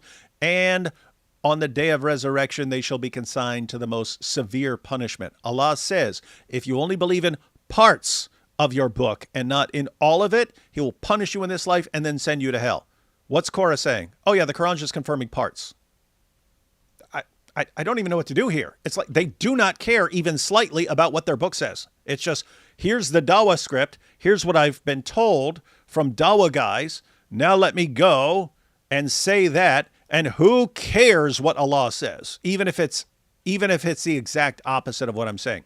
And they are guilty of the exact same thing the Quran condemns Jews and Christians for doing. And they think they're fine, and they're devout Muslims. This is wild, man. I have heard this verse before. Believe that although your revelations have been corrupted in some way, which you also agree with, you believe that there are instances where there are things that were changed later. Yeah, I know your stance. We believe in something called general confirmation. Very good. So I'm trying to press here. You said general, right? So not all of it. Maybe prophecies of Muhammad. What we have today is generally confirmed. Some of the stories of the prophets. But I want to bring up 2 verse 252, okay? This is talking about stories of the prophets again. So, for example, Saul, right? Because you believe Saul was a prophet. And so what happened from 246 to 252, it talks about Saul's story. It says that Saul and his army charged at Goliath.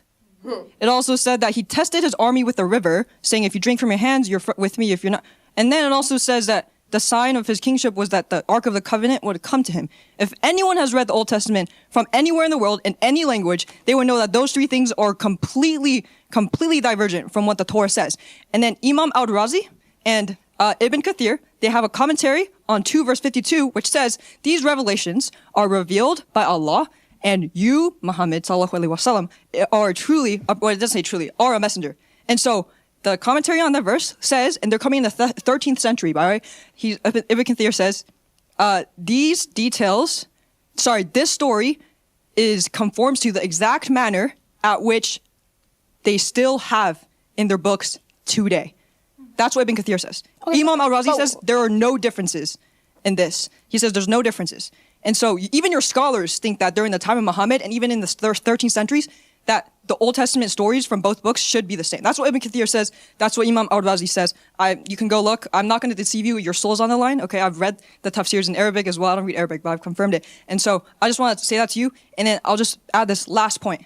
The miracle of the Quran, according to you guys, is that Muhammad is illiterate, but he gets all the details correct. And we see that all over the place. And so he gets thousands and thousands of details irreconcilably incorrect in the stories of the prophets. Over and over. And I, as a Christian, I can never come and say he is from God.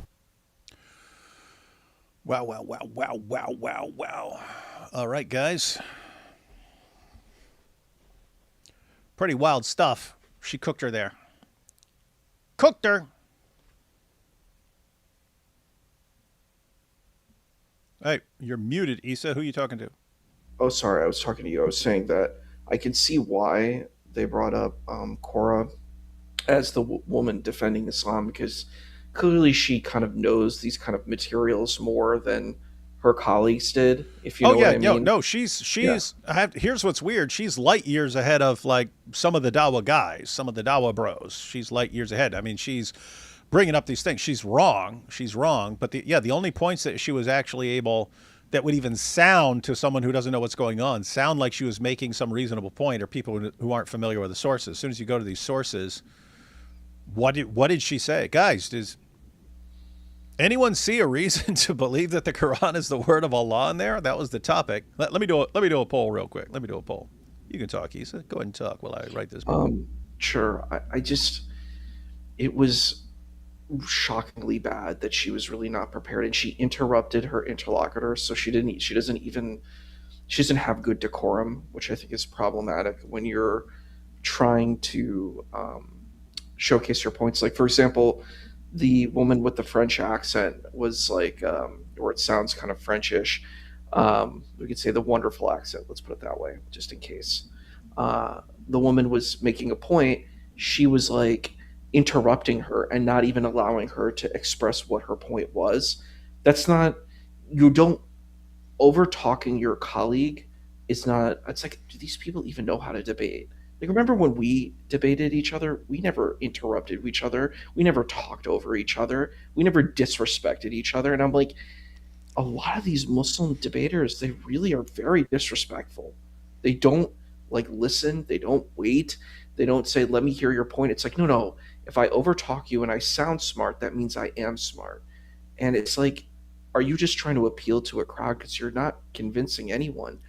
And I don't feel Korra was very witty either. And I think the woman with the wonderful accent put on a point where it's like she was deflecting from the point. She wasn't engaging the argument.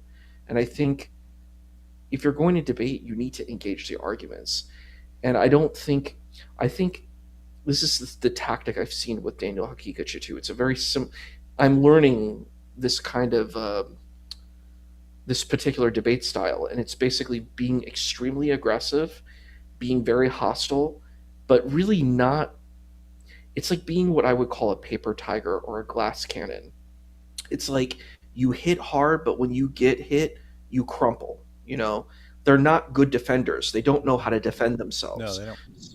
All they do is they will hit really hard, say really rough things, and if you're not prepared, you just get blown out. It's like a one-hit KO. That's their goal, is to try to get the one-hit KO and then escape, because when they get punched back, they collapse. You know, they're like Glass Joe from Mike Tyson, right? Mike Tyson. Punch out, man. They get punched out in one hit. So it's like, that's what I felt here. I was like, she's not prepared for this. And every single argument and basically all she tried to do was attack Christianity. And I'm like, every time you attack Christianity, you attack Islam. And that's what the Christian woman brought up, is that they're like, you're actually attacking Islam. And she is. And she's like, well, you know, it's generally confirmed. I don't know what that even means. Like, it's just like a fancy term to say, well, yeah, we have this issue that we need to say that these scriptures are from God. So, well, I'm going to say this really generic, vague thing, and overall that is confirmed. And I'm like, well, I could say, you know, the Quran affirms Harry Potter. it generally confirms Harry Potter. It's saying, you help the poor, and help the orphans, right? Here, I'm going to do something witty here. Help the poor and help the orphans. You need to help Harry Potter because he's a poor and he's an orphan. Whoa, the Quran generally confirms Harry Potter. There you go. That's her general confirmation, Mm-hmm. Yep. And as far as the general confirmation, that's based on their. It became kind of popular, but it's based on a complete misreading of Ibn Kathir. Jai and DOC have pointed this out, but they found in Ibn Kathir that it's confirming generally, and they say, oh yeah, just in general. So there could be a bunch of stuff that's wrong in there, but in general, the gist, it's confirming. But that's not what it means. That's not what the general confirmation means. That's to distinguish from the way it's used is you have a general belief in something, and you have the detailed belief. The details where you actually know the details, right? So if you don't know the details, you're not competent to speak on something, you say, we confirm it in general, meaning I don't know all the details. I can explain it to you, but in general, I just confirm it. I confirm it because it's so you would say the exact same thing about the Quran. If you're a Muslim, if you convert to Islam and you don't know a lot of detail about what the Quran is, as a Muslim, you're supposed to say you confirm it in general. I can't talk about the specifics or the details, but in general, I confirm it. That means I'm just confirming that it's all from God. And so Ibn Kathir uses this about the previous scriptures, and they say, oh, it's just confirming that, like, the general gist of it. And he's like, no, that's not how this word is used. It's saying even if you're a Muslim who doesn't know what's in them, you confirm them in general. You confirm them in general, even though you don't know the details of what's in there. You still know it's from Allah. So they completely distort that, and then they run with it. Dawah is absolutely deception. No way around it. No way around it. All right, take these last couple super chats. Maybe Allah meant that Uthman was a nun when the Quran said, none can change the words of Allah. Future skit. Oh, yeah. I'm screenshotting that. Everyone get that? So none can change the words of Allah, but Uthman can. So it's actually telling you that Uthman was a nun. Then we have, we believe in Islam. We believe in Islam. I love these Islam special rules that are specific to Islam. Yet Islam is supposed to finalize all prior. What a mess. Yeah, it is. We believe this. We believe that. We believe this, even though it's the opposite of what our scriptures say. But this is what we believe. None can change his words except a tame sheep. That's right.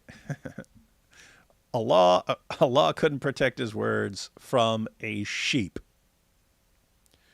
But he promises to protect his words, but just can't do it from a sheep. All right, guys, so you got the poll there. We're going to go ahead and close out now, just checking on the vote. So I said, did Korra present a powerful case that the Quran is God's final revelation? And we had 2%. 2% said yes, 98% said no. So it's good to know that we've got 2% of the people watching are Korra's fans who came over, and maybe Korra. Doesn't work, though. Doesn't work. All right, last one here. Why would you defend something you need to lie for? That's what I seriously wonder that, right? Like, they know that, and this was like Ali Dawah, when he came out and said the scientific miracles argument has been debunked. And then he said the reason he became a Muslim was because of the scientific miracles argument. It's like, okay, well, why do you still believe that this is true? Why are you still defending this? And I have no clue. I as far as their actual reasons for thinking that this is true, I have no idea what they think shows that their religion is true. Because whenever we ask them to show why their religion is true, they lie. And so if you don't believe that you have actual evidence that you can put forward honestly, with integrity, and as soon as someone asks you why you believe something, you have to start lying. Like, why do you believe in this religion? Do you have one single actual reason that you think is good and should be compelling to others? If so, what is it? Because every time we ask you, you guys make things up. It's creepy, weird stuff. And finally, we have Korra's poor mask. She pronounces her T's so hard that it has to be soaked. Perfect. Perfect. Perfect. Perfect. And then we have, hey, random question. Have you seen Wise Disciples' video on the debate with Andrew Wilson? If so, what are your thoughts? Very cool channel. Oh yeah, Wise Disciple, good channel. No, I haven't watched it. I'm not interested in the sort of recaps of really weird discussions with Andrew Wilson. But no, I'm sure it's good. I'm just not terribly interested. All right, everyone. Tomorrow, Lord willing, I will be on here with Tony Costa. Hardcore Protestant, and he's going to share his thoughts on Eastern Orthodoxy. Then later on, we're gonna get some proponents of Eastern Orthodoxy to lay out their positive case. Trying to get one of the priests who was recommended by the Eastern Orthodox guys. In other words, I asked the Eastern Orthodox Christians on X, hey, who do you think would be able to lay out a positive case for Eastern Orthodoxy being the true church? They recommended people, and so I'm going to see who I can get on, but that should be cool, and we will. This will all be settled once and for all, ladies and gentlemen, once and for all. All right, Issa, any closing thoughts before I cut out here? I think there needs to be better Islamic apologetics. These are just, it's kind of tragic. What if it doesn't exist, man?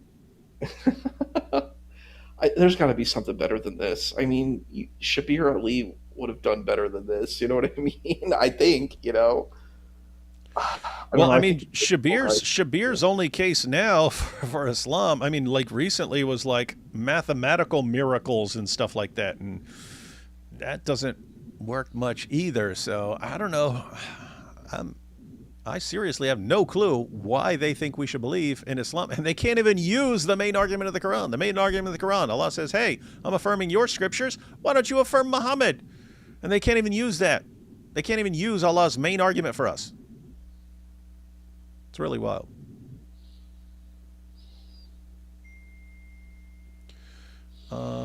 Yeah. And finally, it's less of a recap and more of just a good reminder, at least for me. Oh, always good to have good reminders. All right, everyone. I'll catch you all tomorrow. If you're interested in a discussion about Eastern Orthodoxy, we're going to have it. All right. Catch you all then.